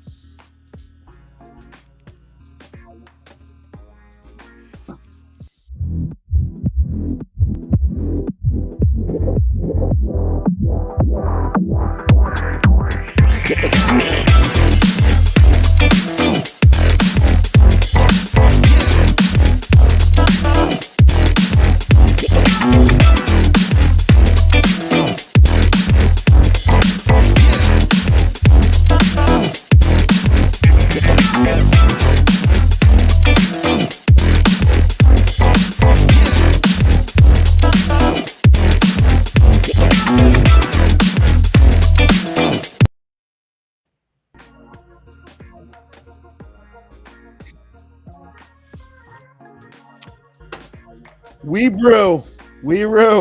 What is up? We are here for the ROO show, Friday ROO show. For the ROO Coin Live with Jack Binswitch and the Brews, and we have Lord Rosard joining us. And Jack, what is up, man? How are you doing today? This is fitting because honestly, like ROO wouldn't exist without the Welsh community. The Welsh community. You always hear about tokens getting CTO'd and stuff, and Welsh has done it better than anybody I've ever seen. Right, like that's why ROO exists, because ROO's over a year old now. Just had its year birthday last month, and it was just launched to be as good of a token as possible, right? And just like, because some people, I can speak for myself. I can probably speak for Rosar. I can speak for you here. Some people, we just like this space, just like we just did just now, like with the game. Like, that was fun. Everyone, everyone's playing. Everyone's here. That's a part of what we do here, and what people call Web3, the idea of a user-owned internet, right? And meme coins and communities, that's a part of that. That's a part you can't separate. So again, yeah, this is really cool, man. Because you see tokens just come and go and flash in the pans, but real communities mean something. And Welsh was the absolute example of that, and that's how we got ROO, Yeah, well, I love Welsh, and I think that they definitely cut ground as far as just even having meme coins on stacks, Right. and with a community and with that whole thing about it. But ROO changed the game with the way they launched the token. It was the first fair launch that I know about. It was a great, it was well planned out the way you did it, and it really did change the game. With, you had the fair launch, and then you had a bunch of stuff that you guys wanted to do that didn't necessarily quite go the way you were intending, with like Solana and all of that stuff, partly because we were expecting fast blocks actually for like April, and Right. we didn't get that until really the end of the year here. But then you guys innovated with the DMT NFT mints with the Stacks Invaders, and that was really the first gamification of minting that I've seen. Yeah, that was Really awesome. It was so fun competing for the blocks and trying to be the first one to get one, and then you did all the other stuff with the skins and the promotions, the different engagement things that just kept the community thriving. And and all of that. So, man, huge shout out to you. You guys also had you guys had a tremendous community on console. Too bad console shutting down. It wasn't for lack of your efforts. You had a huge community presence there. Obviously, we're in multiple platforms. You get the awesome, bustling Telegram community too, so guys can go over and join the ROO community on Telegram. And there's always great information coming out constantly on what's going on there. Yeah, man. It's ROO. We wanted to launch a token as fairly as possible. For not just for the people who wanted to participate, but for the life of the token. Okay, we wanted to make something that could live and sustain and thrive. And so it was really cool because it was coinciding with a lot of other cool developments. When we originally launched, looking back, we actually launched around the top of STX price. But yes, we were anticipating Nakamoto, so we're thinking, okay, it's going to really go off. And then we were launching, at the same time that Velar, Velar was still new, and I'd been very bullish on Velar anyway, and it's like, okay, there's a chance to be the first meme on Velar. But we really wanted to give people a chance to do something as fairly as possible. And one of the most important things with tokens, like when George was on here earlier talking, showcasing the STS watch, is distribution is important. Distribution is everything. And we wanted to have a good distribution. We didn't want to have any whales up front. And we wanted people to, and then the other biggest thing is we wanted to incorporate art with the project immediately. We wanted to include the STX artists and so forth to whatever extent they wanted to be involved in that. And so really just capture make a solid coin, a good community focused around things that people like about crypto. That was really, the genesis. And then, Solana was meant to make fun of Solana. And it was made with fast blocks in mind. And once Nakamoto was delayed last year, the chain started just getting, people just dropped off. We were able to test it some. We're like, okay, we just have to shelve this for right now. And, basically, and Rosar can attest to this, we have just Ian and I, basically, that started this. And so when you're just a small team and you don't really have any outside funding, and the thing about ROO is we didn't take any team allocation, we didn't hire any Coles or anything like that. We just went ahead and just launched and just let it get out in the wild. And so we had some other stuff we wanted to build, and it's hard to build just full time when you're not out working with investment partners or anything like that, when you're just doing community stuff. And it was through the process of building that Ian figured out a way to do DMT on stacks, and that's how the Stacks Invaders were formed. And even now, Stacks Invaders floor price, like, these things started minting at 1 STX, and it went on a bonding curve. The final one's minted at 10 STX. Even now, we're at like 33, 34 for STX floor price. So it's probably the best performing NFT on Stacks of 2024, in terms of, people being able to get in and just have fun with it. And, I was just going to say, I minted a bunch of them because it was just fun. It was an engaging, and it was actually happened at a time when there was like no transactions or very limited transactions going on the network. We had a lull. So it actually was a huge advantage for Stacks to do a project like that too. And I got a bunch of them. I got a bunch of them in 1 to 2 to 3 stacks price. I minted all the way up until the end, as many as I could, because it got harder and harder to win the blocks actually too. And for people who didn't participate, because of the kind of NFT the Stacks Invaders are, and remember, Stacks had 10-minute blocks back then, so at minimum 10 minutes. You could only mint one invader per block. So for 24 hours a day, from it took about, if I'm remembering right, it took about 40 days to completely run through all the blocks that we had set aside for it. About 40-day long net.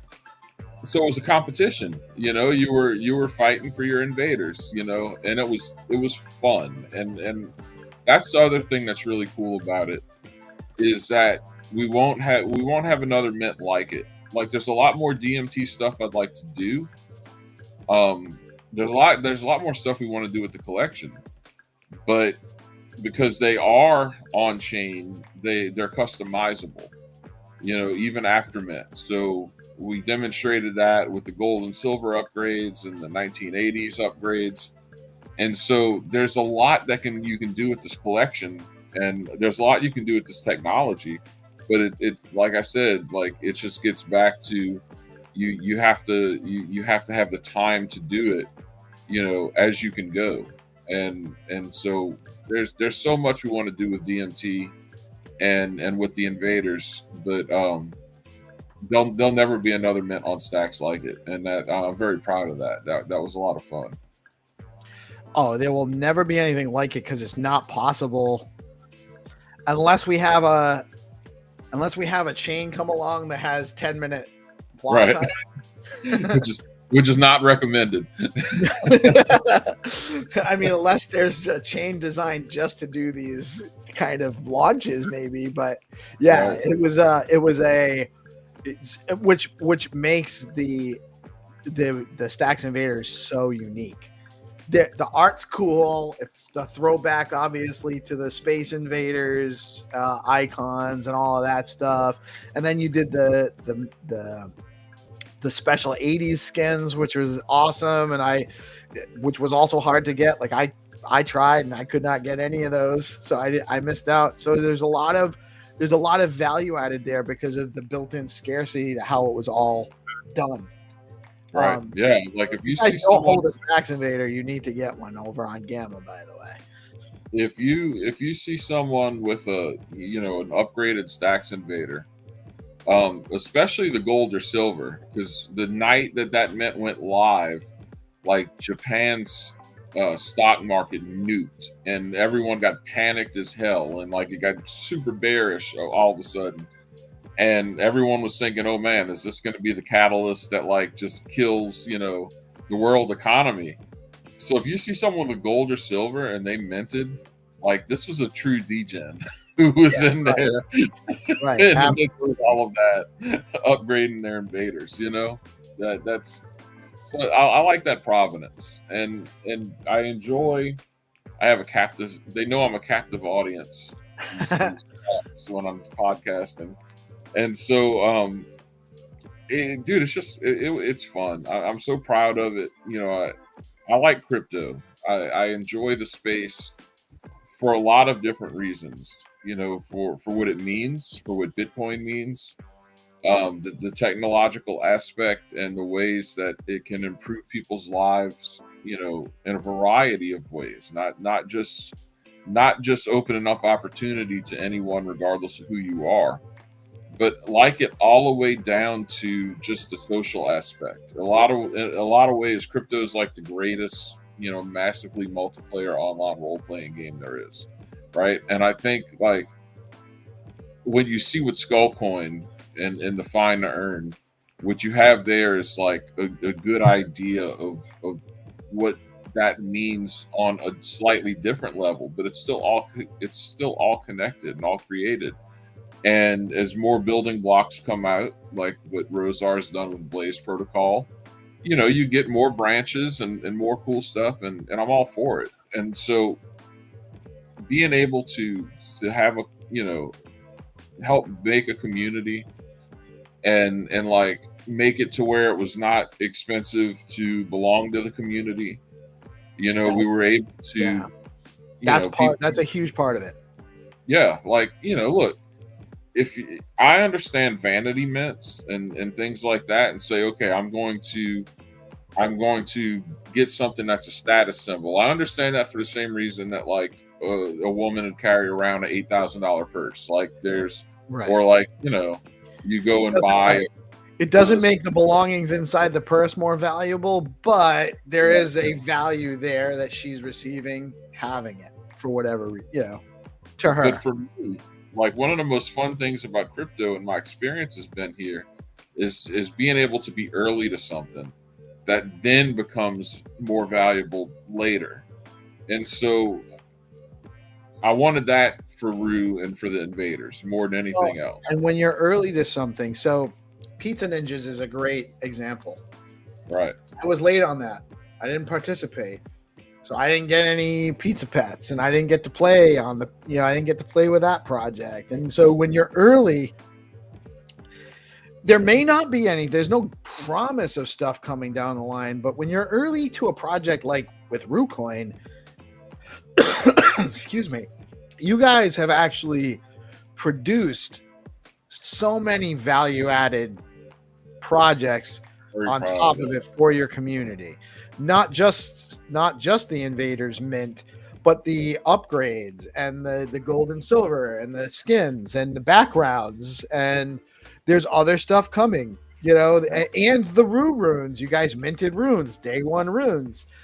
People that held ROO, people, I think it was ROO and Stacks Invaders got allotments, right? You got stacks of allotments and Stacks Invaders. Yeah. So like when Ian was programming the invaders, he put in the metadata a runes allocation, right? So people there's still like all of my invaders still have their runes on them, and there's still some on the marketplace where people have, you know, an allocation of runes on invaders that have never been redeemed. I think I claimed one just to see how it went, you know, because I gotta poke around and try the buttons and all that stuff. But all the rest of mine still hold the runes. But the runes, not the runes, the Stacks Invaders, you know, that's all open source, and you know, we want to see other things built up using DMT NFTs. Because there's a lot you can work with there. There's stuff that we want to make for the invaders and for DMT NFTs going forward. But yeah, like, so with the great token distribution we have with ROO, you know, for the longest time we had, you know, and we still have some of the highest amount of liquidity in meme coins and stacks. You know, we at Velar, because we didn't split our liquidity, we just had all of our liquidity at Velar. You know, for a while, Velar to do their token distribution, they were giving tokens out for like the top 3 most liquid tokens, and so people who staked on Velar were getting Velar tokens along with, you know, ROO emissions and so forth. We've been able to add a lot of value to the community, and yeah, the people who were early benefited the most for sure. But like that's how it should be. Like I think being early is one of the coolest things about this space, you know. But yeah, it's great, dude. Like, you know, crypto culture is probably the most substantial subculture we've had, you know, in the United States, at least since the 1960s. And just being able to create things that are a part of that and a part of that history, and giving people an opportunity to be in a community where, you know, you don't have to worry about getting rug pulled. You don't have to worry about, you know, whether or not, you know, this is going to exist later. That's a good foundation, and I want to see ROO continue to grow and continue to go on, and, you know, have more people in the community, and have more creators and more people who want to build things around things like invaders and you know, RooCoin, and that's so, like, we kind of gave a model to follow, and I think that that's going to catch on because we see that in stacks. You know, like we discussed at the top of the show, you have a lot of investment in stacks, but you know, it's professional investors investing in the DeFi narrative, and everything else has been community made. DeOrganized is community made, and so why not have, you know, cool token stuff and cool NFT stuff that's community made? And that's you know, Yeah, it's great stuff. Actually, I do want to shout out GP is in the live chat telling us he misses us and we miss him too. It's a shame his vacation lined up with the first ROO show because he absolutely should be on here, and I can't wait to have him involved in the conversation next week. We are just about 4 minutes left until 10:30, where we'll be launching the BNS. Actually, I think I'm not sure how to do this. I think I'm actually going to bring in, we have a couple of people here now. Well, Hattie's still off screen, but I'm going to bring in Eriq. Eriq Sideways. What's up, Eriq? How you doing? Eriq is here to join the BNS conversation, which launches in a couple minutes. Rosar is going to stay here. Jack, you're welcome to stay, by the way, too. Obviously, don't feel obligated. Don't feel obligated. I know you're a busy man and got a lot going on, but I love just bringing in our people as they trickle in. And yeah, I love the RooCoin community. Cannot wait until GP is here to chop it up with us. We'll get some of the other ROO community members in for the show over the next couple of weeks as well. I love what's going on. What's anything new on the? I know that now is not probably the time to launch stuff, but I know there's some things you guys are planning out. Anything you want to tease us about? We have, you know, for the runes, we have the ROO Defenders DMT Ordinal collection that's going to come out. That's probably going to be next. It's Ian and I working, and Ian is kind of like AFK right now with some family issues. So he's going to be kind of tied up probably into early summer. It's looking like, you know, I don't want to dox what he's dealing with, but like, let's just put it at, once you get to be, you know, our age, you basically have two sets of kids. You got your kids, and then you got your parent. You know what I'm saying? Oh, so, God, yes. Yeah, we got. I say no more. Right. Say no more. But my actual goal is to not be that burden to my kids. Yeah, that gets tough. As a society, we haven't quite figured out the best way to do that with our penchant to like leave from our family. You know, like Italians do it the best, right? Like, you know, everyone's kind of close together. Elder care, child care, that's all taken care of, right? But glass of wine or 3 a day. Yeah. But no, that's the thing that should come next is the DMT ordinals. We want to do that a little bit differently as well. And again, like, if you're going to do stuff from the community level and you don't have any obligation to like a VC or anything, you can be completely creative and try new things, and that's how we got Stacks Invaders, and that's, you know, so we want to continue to like innovate and do some cool stuff like that. There's the man. Couldn't stay away. Get out of here. You're on vacation. I don't think he can hear us. No. Can you hear me on your side? I wonder if he knows he's on or if he connected by accident. Hey, Pazan. Hey, what's up, guys? Yes, I wanted to jump in and say good morning. Yeah, we miss you, buddy, so much.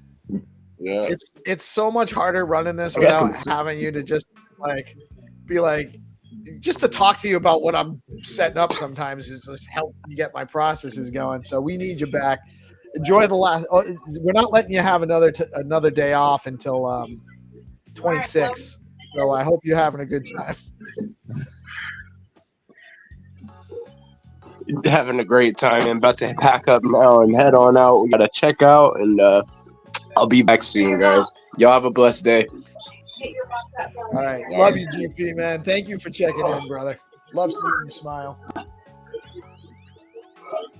Had to. Y'all have a blessed one. Yes, sir. Yes, sir. All right. So we're going to wrap up the ROO portion of today's show, and we will be getting back at you guys in another studio, actually right now. We're just, that's all it takes for me to change studios. Now we're on the regular morning show studio. We will be putting out our BNS conversation. We're going to be bringing in our BNS guests. I see Hattie still has his camera off, but will be joining with us shortly. And I see Larry Celebra in the house. Good morning, Larry. How are you? Welcome, Eric. Eric, I don't know if you know, your camera is sideways. Like, I don't know if it's... It's my camera is not the best now, but I have not yet the best settings for streaming. But let's do this way. It's a little bit on the edge, like me. It's like the market in these days, a little bit on the side. Befitting, the market's going sideways right now. Yeah. Rosar didn't want you to be alone. Rosa, yeah, big up, Rosa. All right, let's go. Hey, Larry, how you doing today, man? Hey, I'm great. Thank you for joining us. Oh, we got Seth Pato in the house. Hattie fell off, so I'm not sure. He might have been having some technical difficulties.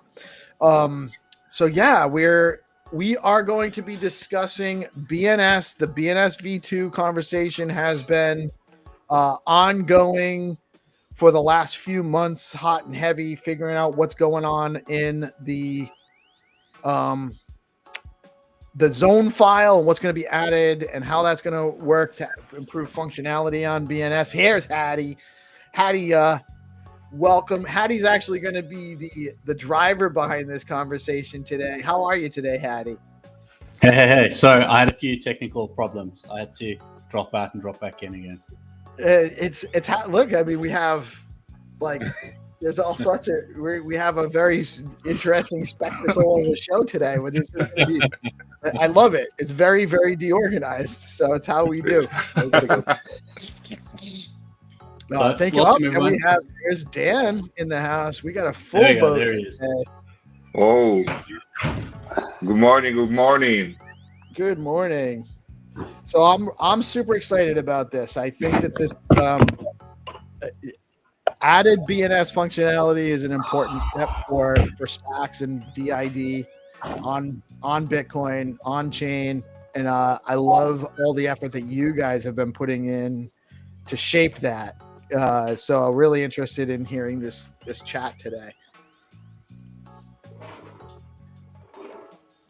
So Hattie, I don't know where you... Yeah, go ahead. Take it away, Hattie.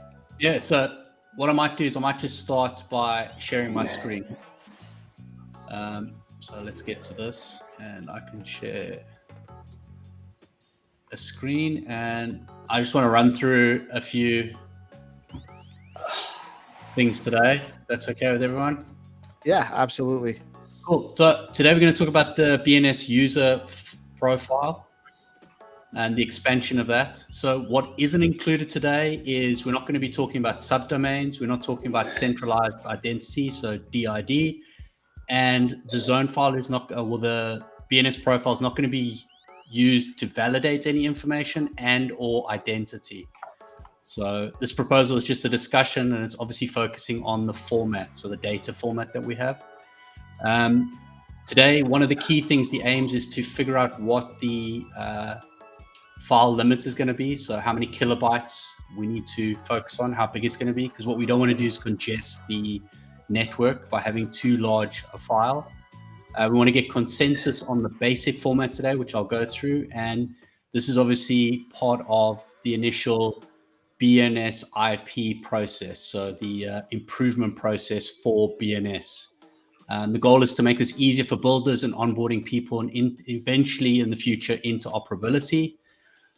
Why the standardization will matter. I know we don't like standardization in decentralization, but this is definitely going to help us with implementation, building amps on top of stacks, make it very clear for developers, and it enables a decentralized identity or profile. So standardization helps with developers and there's less guesswork when they come over to us.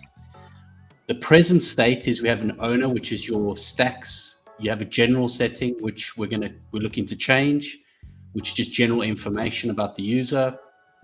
You have your Twitter, a URL, which is a website. You have your Nostr, Lightning address, and Bitcoin address. So the new future state we're looking at, which is what Dan and Eric have proposed, is the owner stays the same as your stacks account. We're moving general to a bio. The URL will stay as a website address. Profile is a new addition we're looking to do, is that you can pull your profile picture through. Then we're looking to have one place for a standardization for your socials, to have all your socials in one place. And then we're looking at increasing the addresses so that people can obviously put more addresses in there for payment purposes. And then a meta field, which is similar to an NFT field. So you'll have some meta in there. And potentially it could be a sandbox for playing for new features in the future. Eric brought up, which I need to mention, is the current Bitcoin address in the current state. We're going to need to retain that potentially, which we can discuss today, because some applications currently use that address and point to it. And if we move it to a different location, it may cause problems where people can't receive payments. So that could cause a problem in the future. Obviously, we've got JSON, really easy, human readable, machine readable. So that's just the format that Dan has decided on, which obviously is open for discussion as well. This call obviously is a feedback. We can put feedback on the Stacks forum, GitHub, and obviously socials. One thing that did come up is that this time doesn't allow for people from Asia to join. So perhaps next week, midweek, we may need to have something around the Australasia, so Asia and Australia time zones.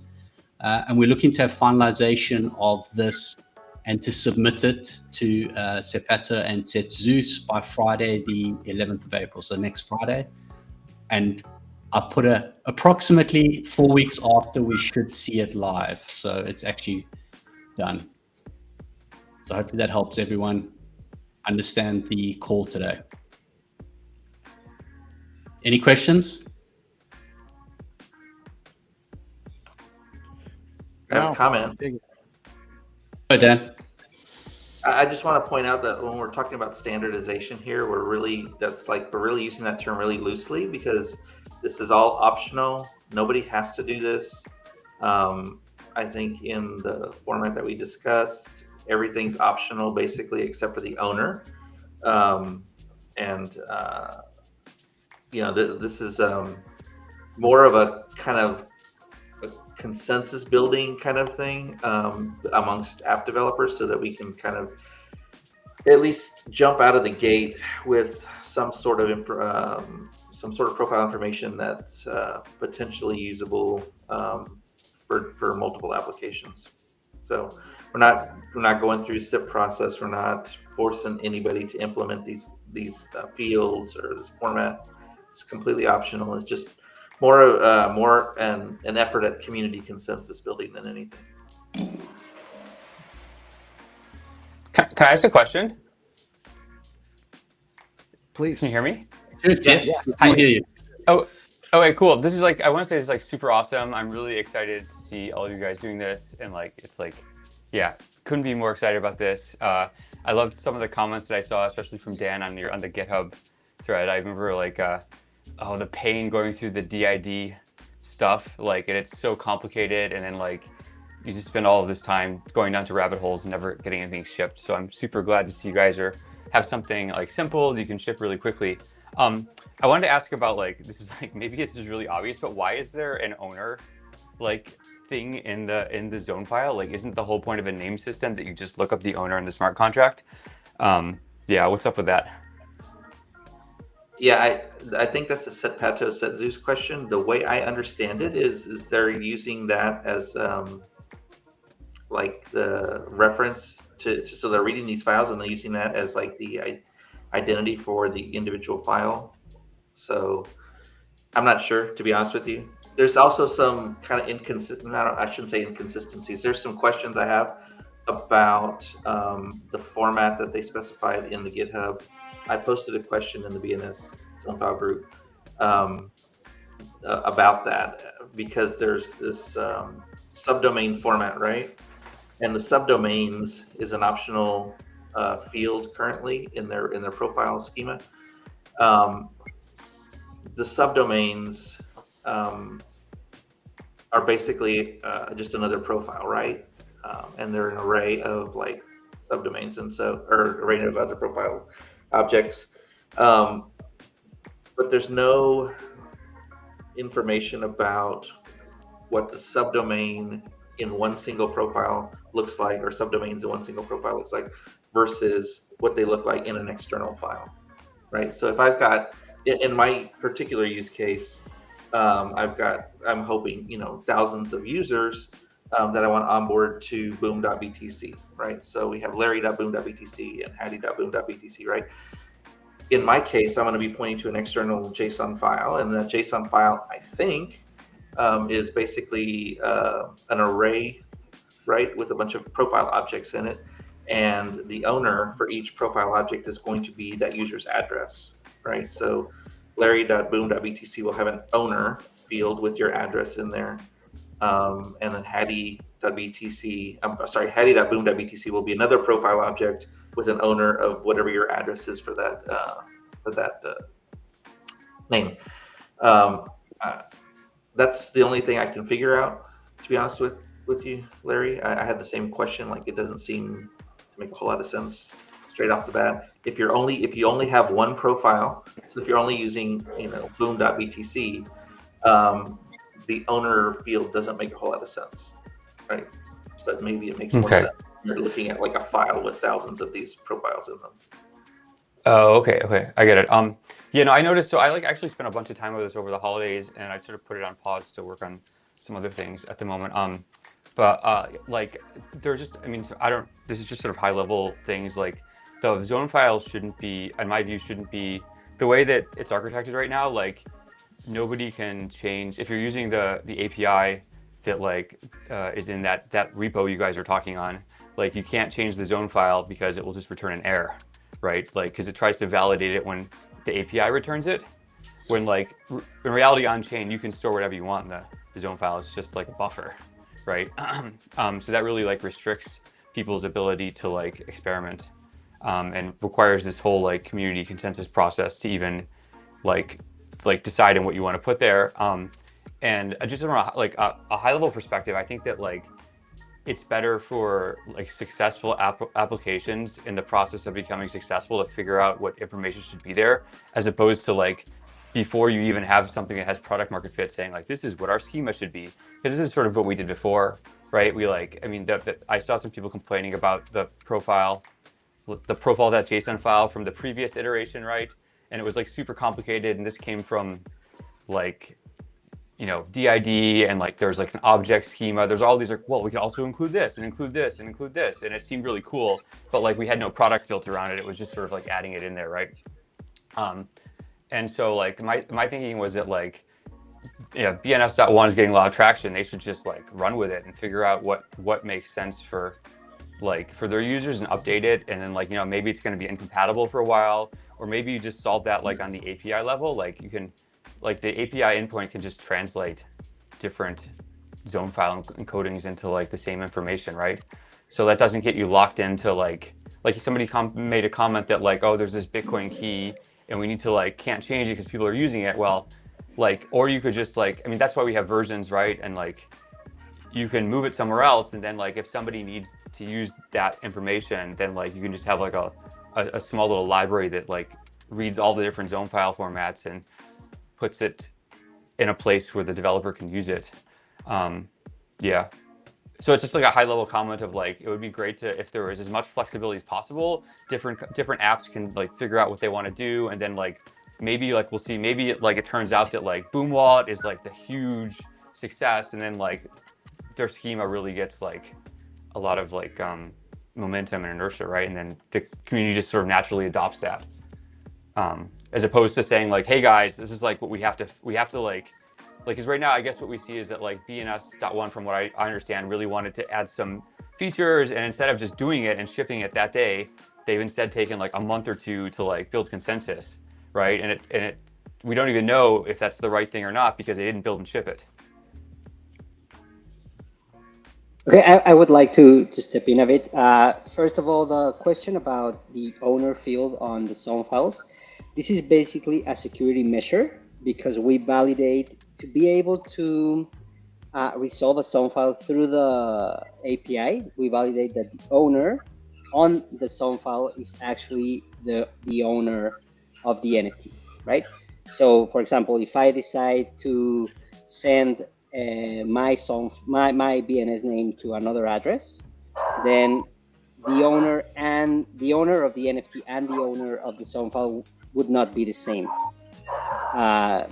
So that's why that is there as a security measure. It's only a security measure. That's the way I thought of it, because previously on BNS.ONE, when you sent a name, when you transferred a name, the zone file would just reset. Here we don't have the ability to do that when we transfer a name, so that's a security measure added right there, right? I don't understand how that provides any security. So just let me repeat to make sure I understand what you're saying. So you're saying, so say like you have your name, it's owned by like address number 1, and then like I buy your name and I'm address number 2, but like the zone file still says address number 1.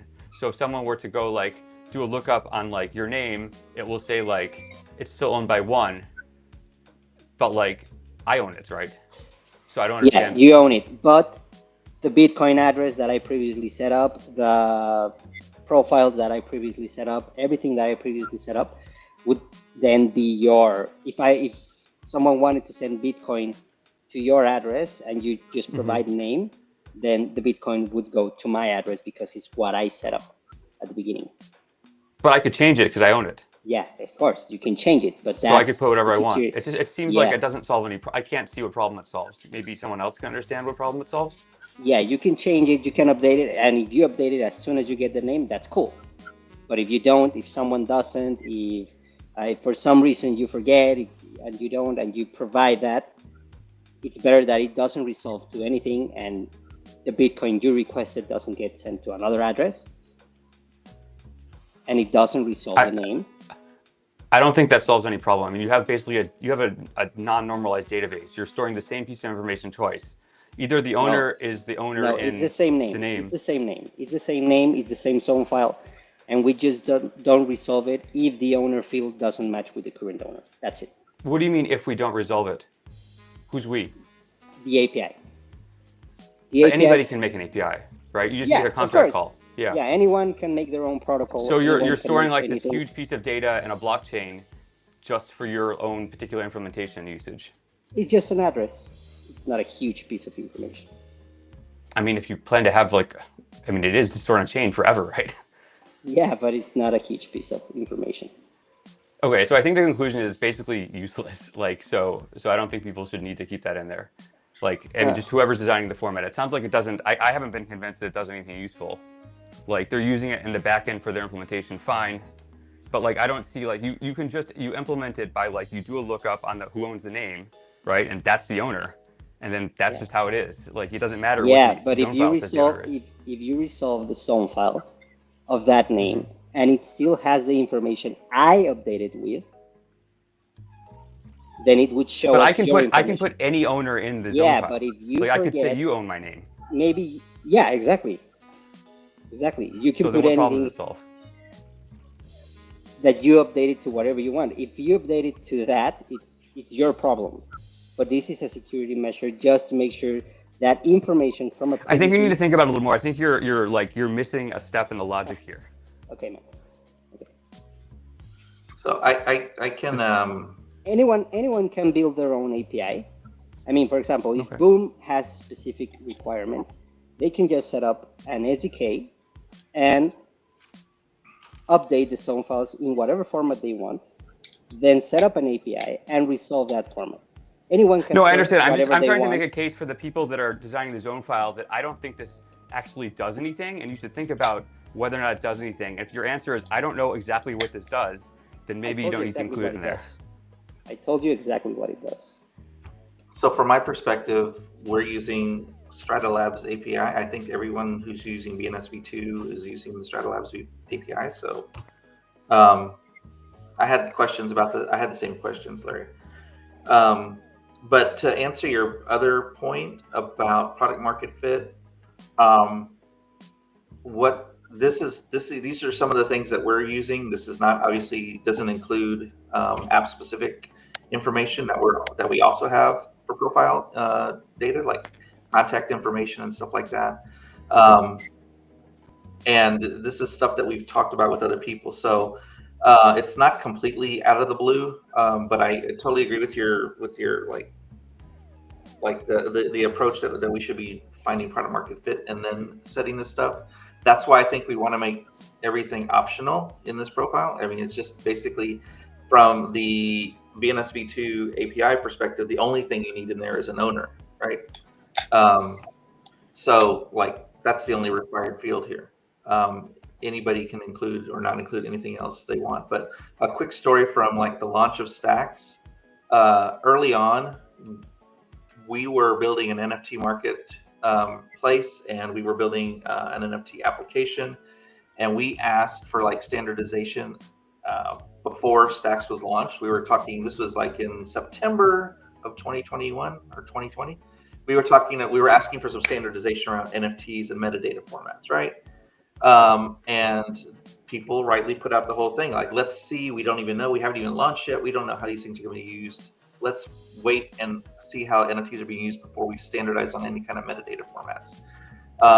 We did that, and what has happened, and what you'll see is if you go to look at Gamma with some of the early boom NFTs, they don't show up. The metadata doesn't show up because we were using a format that wasn't part of the original standard, right?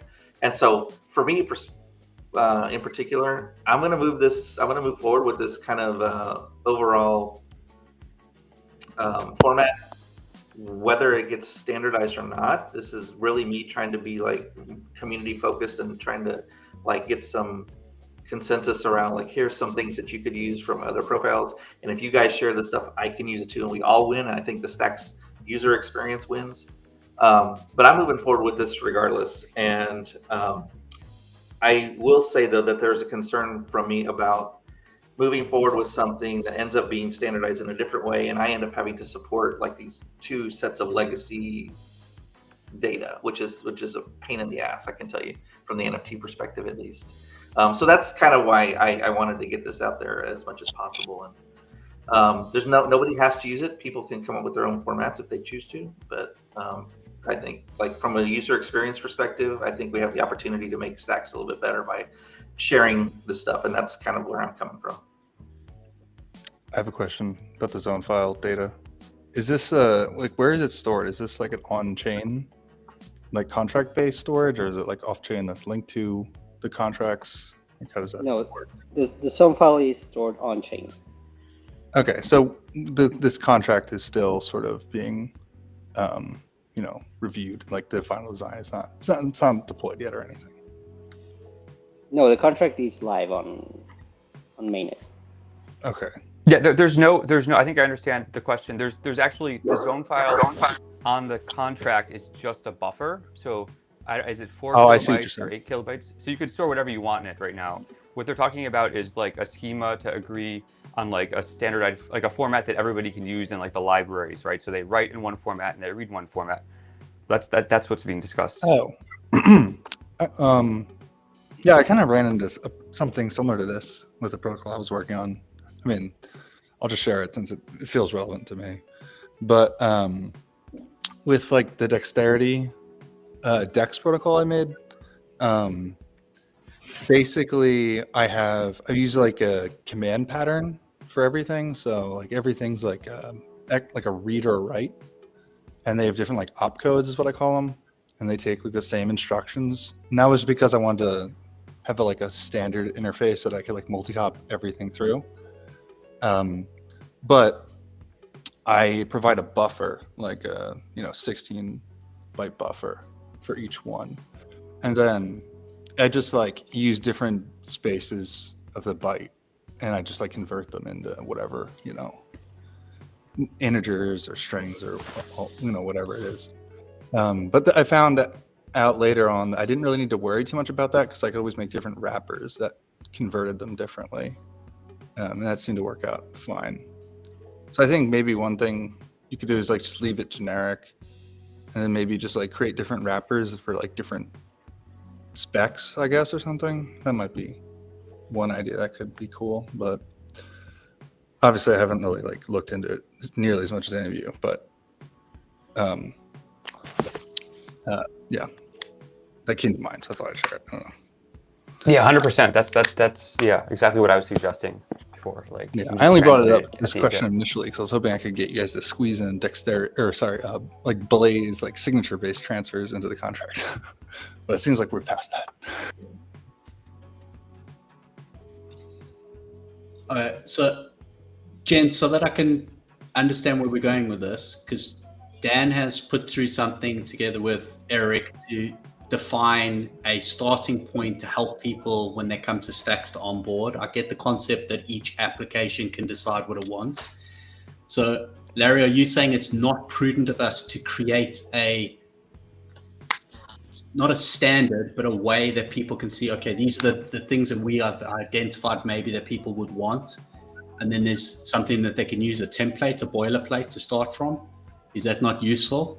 No. I think it's great. I just was a general high level comment, because I think I originally saw this from I thought it was the BNS.ONE people, that they were like, hey, we want to add more information, like a couple months ago, and that and I had also like run into the same problem, right? But I was just like, I didn't want to like come out with a proposal until I figured out what worked, because it's one thing to you can theoretically say, hey, we want this stuff in here, but then when you go build it and you find out it doesn't really work, like it doesn't, I mean, like, it's better to have the information. So anyway, like, I think it would have, I just was sort of saying that he's probably, the person that needs the information is probably in the best place to figure, like, to know what they want, right? And then, community members come in and like we're really just byte shedding, like, oh no, it should say this or should say that, because we don't really, like, we don't have the information, right? Like, how many bytes? Yeah. Or how many bytes is the buffer? Like, how long? It's either 4 or 8. I think 8,892 bytes. All right. Okay. Yeah. Is that like? So go ahead. I was gonna say, what is that, like buff? Yeah, buff. Like buff 8,000. Yeah, 8,192. It's like really, really big, right? Yeah. Yeah, because even like, I think like 15 is like 2 to the 15, right? I feel like with that many, you could probably just like reserve half of it for yourselves and like give some, give BNS.ONE like a couple thousand or like 3-4 bytes, and like they could just play around with that, and that might be okay. Because you can, I at first I thought 15 was small, but then I realized you can actually pack a lot of data in there. But yeah, I don't know. Maybe that's one way to approach it. It's just like, yeah, it's big depending on what you want to use it for, right? It's like it's big for like some text data, but it's not that big if you want to like put a program in it or put pictures. Right? Yeah. I mean, for text, I mean, mostly I'm just generally dealing with like text and strings, numbers and stuff, basic stuff. Yeah. This music's very chill. I feel like I'm in an elevator. That's what we're going for. I know you guys are getting into buffers and stuff, but a quick another story. Like, I think in terms of just like arriving at some consensus around this stuff, and another issue that we saw was, I think everybody agrees like an avatar or profile image is something that like a lot of apps could use, right? Maybe a display name is a lot of things, but again, what do you call those things? So if I write a profile out there and I call it image, and somebody else writes it out there, they call it PFP, and somebody else writes it out there and they're calling it avatar, you end up with just like a mess. And so that's another reason that we wanted to kind of form some consensus around what exactly we name these things. There's still more questions about like if you really want to get into this like and specify it deeply, like do you standardize the names of the social things? You know, like do you keep like a separate social schema somewhere where you specify like what those not just platforms but the platform and username look like and things like that, or addresses for different networks. Like this can get really messy. And schema.org has done like a ton of work around all of that right now, but that's a little bit heavier in terms of just like the the schemas, how they create the schemas and how they validate them. This is just intended to be like a real simple, like, hey, we're just gonna have a section called social or whatever we call it. And if you're interested, you can go in there and you can find maybe some key value pairs that may correspond to values that you expect, like Nostr or Twitter or Farcaster or whatever it is, right? And maybe a username. And the same thing with the multiple crypto addresses. You know, again, we're not specifying like to use SLIP44, which for those of you who don't know is like this pseudo standard for identifying networks. You know, we're not saying like use SLIP44 to identify which platform it is, and then, you know, here's the address formats that are allowed for this particular network and blah blah blah. We're just saying here's a set of addresses, and you can call it stacks, or you can call it maybe STX. But if you call it, you know, my favorite network, probably people aren't going to be able to really find it, and the value in that is going to be lower. So this is really around kind of like trying to identify some high level things that people might want to use and label them in kind of a reasonable way. I have another question. Awesome. So, Thanks. So now that we have a room here, so Rosa, I had a question. Have you got an issue with anything related to what Dan has spoken about, what Dan set out and Eric have set out as what we include? No, I don't think so. I just, to me, it strikes me as one of those things where it's like, it's one of the, it just seems like a scheme that's always going to be evolving, and it's never going to be perfect on the first try. So my mind is automatically moving to a place of like, okay, like what is the migration, like what is the upgrade pattern and like upgrading consensus pattern that makes it easy to like move from like V1 to V2 to V3 to V4 in a way that's easy for the consumers of this, and, you know, transparent. You know, maybe not transparent, but easy for the consumers to like use the most recent version and have backward compatibility, like these sort of things. Because it strikes me as like a scenario where I would just want to ship something super dumb the first time, and then just like with a clear pathway to like add in the next most important thing and just start iterating. If we make everything optional, then the upgrade path is just add what you want to add.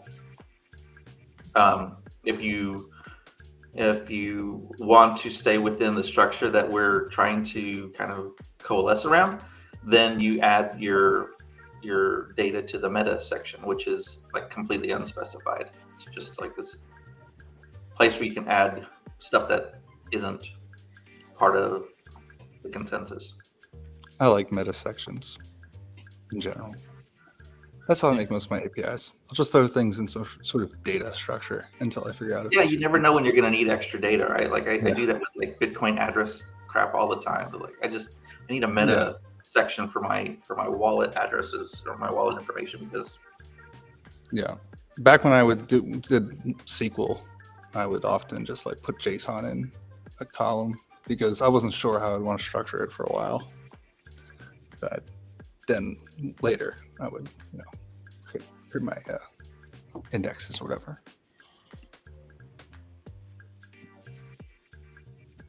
after it. So I want to just, the point of the call was to get a consensus from those who could join us today to try and figure out, are there any glaring problems or concerns that people have moving forward? It seems like everyone is unanimously agreeing that we need a basic format to make it easy for people to at least copy and paste the boilerplate, for lack of a better expression, because I'm non-technical, that there's a place to start from, and that we have a sandbox place to play in, which is the meta field, which Rosa likes. So, Larry, have you got any concerns about us moving forward with this that Dan and Eric have put forward as a first step in the right direction? Because we've been talking about this for a long time and we're not getting anywhere. So I'm just trying to see. No, I think it's great. Just go with it, right? And then perfect. It'll work, or someone will come up with something else, and then either that will work, and you'll have to move. I mean, I think ultimately the only way you avoid having to write I don't know what we would call them, layers to translate between versions, is if no one uses BNS, right? And that's not a good problem to have. So if this becomes the one and only format, that means it has sort of failed, right? Because not enough people are using the system. So I think whatever's going to happen, you're going to have to translate between them. So that's. So I think it's just we're looking for a starting point, and people can build off the top of this. So looking at something that, if a developer came here, they can go, oh, okay, this is easy. Now I know how to utilize this, and it's easy to just plug into it rather than having 100 or 200 different formats and all creating. Well, I mean, I can think of lots of reasons not to use text at all, right? Text. Yeah. So it's kind of silly to use use JSON in a format that's a buffer to begin with, right? It's binary data stored on the chain, and so it's not user readable no matter what you until you decode it. So in that case, why don't you use a small format that way you can fit more information into it, stuff like that, right? And so. And I mean, for identity, maybe it doesn't really matter because it's just going to be a few keys anyway. But if you want to deploy apps on it, for example, or you want to do different things, then this is is something that will reduce the size you can store in it by I don't know, a significant percent, right? So I mean, I think this is great for this particular use case. I just wouldn't worry about it. I think they're all problems that they're totally surmountable. Having different formats is just going to happen, so don't worry about it. I think Dan should I think this is great. It serves the use case. I think it will be great. It sounds like it will serve many people's use case. If you look at what BNS did, I forget which doc it is, but they have a bunch of similar things to SIPs, right? And it's you can just go copy off of what they did, and many of the things are the same things that you're proposing, and that's been really great for the ecosystem. I think it's great. Just do it. Yeah. Amazing. Okay. One thing I will say, which I don't even know if it's in your control or not, but maybe it's helpful, maybe it isn't, is the freeform metadata. Maybe pack it in the far side of the buffer, So as you allocate more space, it's the last thing that gets clobbered by reserved fields, But otherwise, I don't really see any reason not to just, take the first step, publish the first spec. I assume they're just taking the JSON string and encoding it as a buffer, and not allocating specific space within the buffer. Maybe I'm wrong. Maybe Dan can answer that. I don't know. I know Clarity has when you decode buffers, if you can go left to right or right to left or something, little encoding or big encoding or something. But either way, I think if it's just all on chain and you're just decoding it as one big string, then maybe it's something that an off-chain compute thing. But either way, something to consider. I don't really have enough context to know if it's relevant or not, but just thought through that in there. Perfect. Okay, so Jack, have you got anything to add from your side around the profile? No, I'm just excited to see you guys, doing more with BNS. I think it's one of the most bullish things we have going for us as an ecosystem. So it's awesome as it is, and let's see how awesome it can become. I'll let the gigabrains figure that stuff out. I think proof of human is going to be a big deal in this age of AI. And I think that, BNS addresses will add a lot to being able to differentiate between who's real and who's not in the coming AI age. I think .btc and the other names that we have are going to be crucial. And I think getting it, at least progressing the conversation, having a process to whereby we can look at it. And we need to start setting, for me personally, this is a good conversation to move the ball and to move the post forward so that we can start onboarding more people and making it easier for those people to come and build here. Sepp Pato, have you got anything to add to this? No, I mean, I'm just happy to work with whatever makes the majority of people happy, and that helps onboard more people into Stacks. I want to say thank you very much. I have a question for you.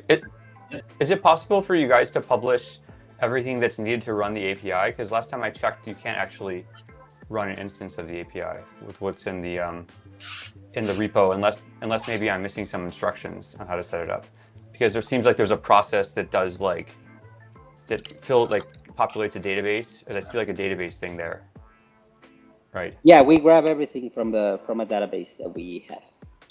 Yeah, but there's not like code, and like nobody can run their own instance as far as I can tell from the code that's provided. Yeah, no, right now no one can. I mean, it's public, but no one can run their own instance. They would have to have their own database. Yeah, so it's right. So that's not particularly useful for people. Well, yeah. Yes. I did have some questions, Sapato, about specific details of the formats, like the subdomains part, which is an optional field, right? Is a map of objects, profile objects, right? That makes sense. I mean, I understand that. But in the JSON file, so when you're doing the subdomains, you're actually saying like the key is actually the name, right, for the subdomain. Sorry, I'm getting off the subdomains here, Hattie. Sound like we're moving towards closure. So if I have example.btc and I want to have dan.example.btc, I would include subdomains, include an array, include a profile object with key Dan, and then the profile information, right? In the external file, what does that look like? Because they're all subdomains. Is it just an array with the same thing, key and object? Exactly the same as you would store it on chain, but on an external file. Okay. It's exactly the same. Another question I had is, you guys have a 50 megabyte limit in what you put on the GitHub. Is that arbitrary, or is that for any particular reason? Because like if we look at this, that's, let's say an AK profile, you're only going to get what, like 6,000 of them, 8,000 of them, 6,000 of them? Yeah, that was just a standard size, but it can be upgraded to anything. What we want to avoid is having like super big files that take a lot of time to resolve or anything like that. You want to load my movie, my 2-hour movie in there? No. Okay, thank you. All right, Peace, do you have anything that you wanted to add or questions? I don't really have a whole lot of questions because the conversation is a little above my technical limits, but I think it's great stuff. Just in general, what you guys are doing, building out everything, obviously is open source, so it's going to be we're not setting something where people have to adhere to, but we are setting a roadmap for app developers to follow that makes it easier for them to even maybe just understand what it is that they should or shouldn't add, or they might be able to do with it. So I think this is a tremendous value add to the community. Like Jack, to reiterate what Jack said, I think BNS is a huge value add for functionality on Stacks and for Bitcoin. So I think that this is, all excellent work. I have been trying to follow the conversation in the forum and in the GitHub to the best extent of my ability. But I'm really excited to see what functionality ultimately comes to BNS from this and future development on this stuff. And I really appreciate all the work that these GigaBrains have been putting in, you know, especially Seth Pato and Dan and Larry before, you know, all of the stuff you guys have been cranking is super impressive. And we really appreciate from the community and user standpoint, all of this work that you guys are putting in to help make it more efficient for the app builders that come and the protocols that exist that might just decide to start adopting use cases for BNS. I think it's all good stuff. So thank you all, and thank you guys so much for giving us your time for this today too. I really appreciate doing this and letting us do it on DeOrganized as well. Thank you for hosting. That's what we do, man. We're happy to do it, and we're looking to do more of this stuff too. You know, it's it's a great way to get the information out to our community. Plus where it lives longer in video format. You know, if we did this as a space on X, it's just that one time, and it doesn't really live on the same. Where now we can actually make some pieces and make clips and share some stuff out that'll also work towards just a general awareness piece. So this is helpful for everybody. It really is. And we're happy. We're just happy to have the opportunity to help.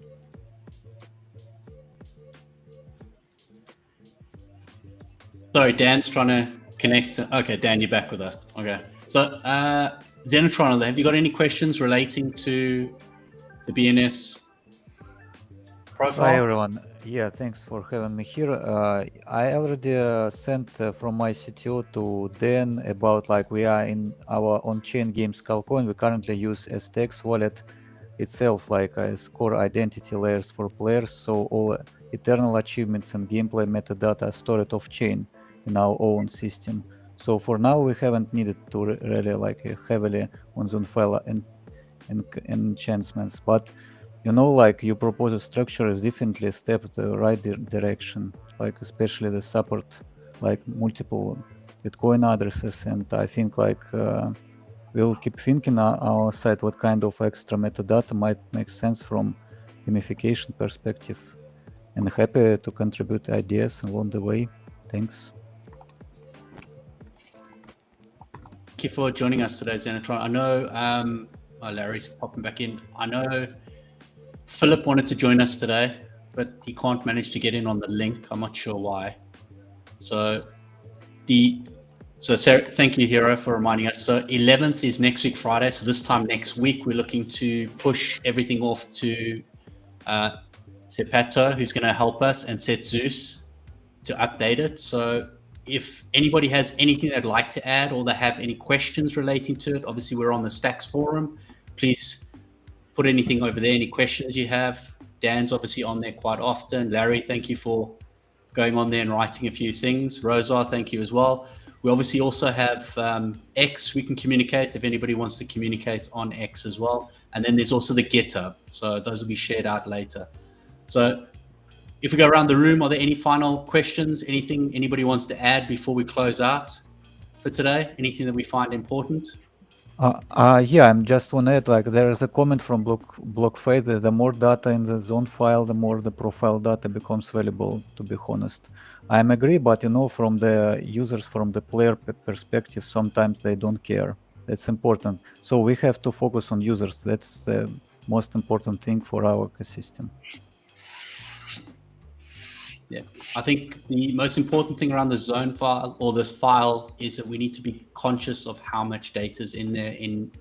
It's visible to everyone as well. Whatever's inside of that is one part of it. And the other part is we don't want to back up the entire network by having massive files moving around. So I think there's also an offload into apps. I think what Larry, you were talking about is that apps can obviously pick up a portion of the file. We're just looking for a basic implementation, a basic way information to spread across. One of the big things that came up is if you have a profile or a bio section that can be populated in every single app that you log into with your username. You can obviously pick up your profile picture, so your PFP can also be used in there as well. So it just helps when you're moving in the ecosystem and hopefully into the wider community, which is what we want to look for. Is at some point we .btc and the rest of the profiles to be used across the entire platform, like the ENS, so the .eth addresses. So that's the future state where we want to get to, but we need to start at a very basic level so we can build from here. So Hero had asked in the comments, are we looking at 11th, so a week from today, the 11th of April, as to lock the specifications that you guys have? Yep, that's it. So that's why I was saying, anybody who wants to comment, please focus in on the Stacks forum. Is the best place to start for most people. Super easy to log in with an email address, and then you can be a part of the conversation there. Obviously, if you're on GitHub, you can obviously go to the GitHub as well, which Dan created, and there's a whole bunch of stuff there as well. So, and that's how you get in contact with all the gigabrains that we have on the stage today as well. And this is also like an ongoing thing. Like there's a spec, we're going to look to tie this up, but BNS is always evolving, right? There's going to be always development on this, because as apps develop that have use cases, they'll be working on it on their end, and that'll be, Sep Pato's not going to be done with BNS for the rest of his life after Friday next week. Definitely not.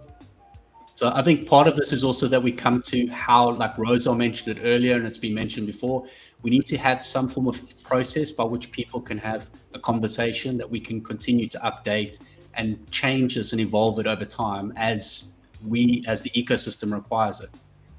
Because .btc is the premier name. I'll put it out there. 100%. I agree. Yeah. I mean, I don't mind my .stx's, and I even have DeOrganized .podcast as a BNS you can have now. But obviously .btc is the bling, right? That's the one you want to rock out there. Well, Eriq unfortunately can't communicate, but we had a conversation this week, and it would be really interesting to see how we could incorporate, which is one of the things we're looking at, incorporating unstoppable domains into it, whereby we can have, you can put unstoppable domain, list a lot more in there, and only have one in there. So you could attach it to your .btc.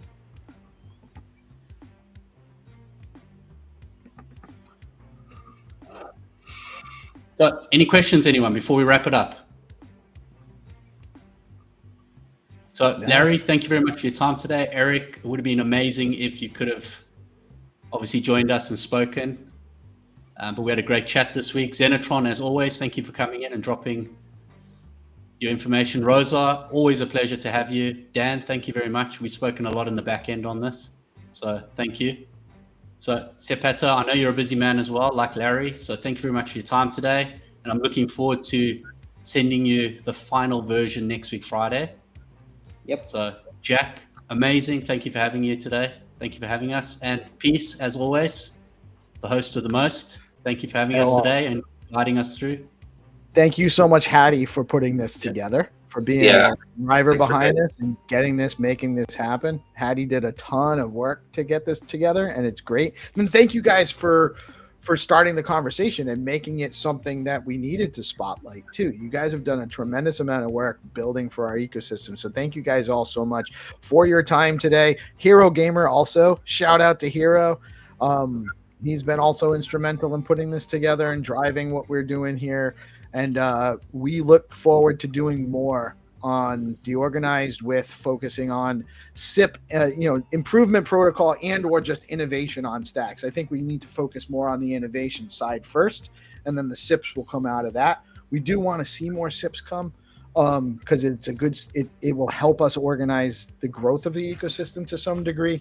But innovation is really where it's at first, and you guys are definitely innovating and providing great utility on the regular. We're very, very fortunate to have such an awesome community here. So thank you guys all so much for joining today. Hattie, is that's a wrap?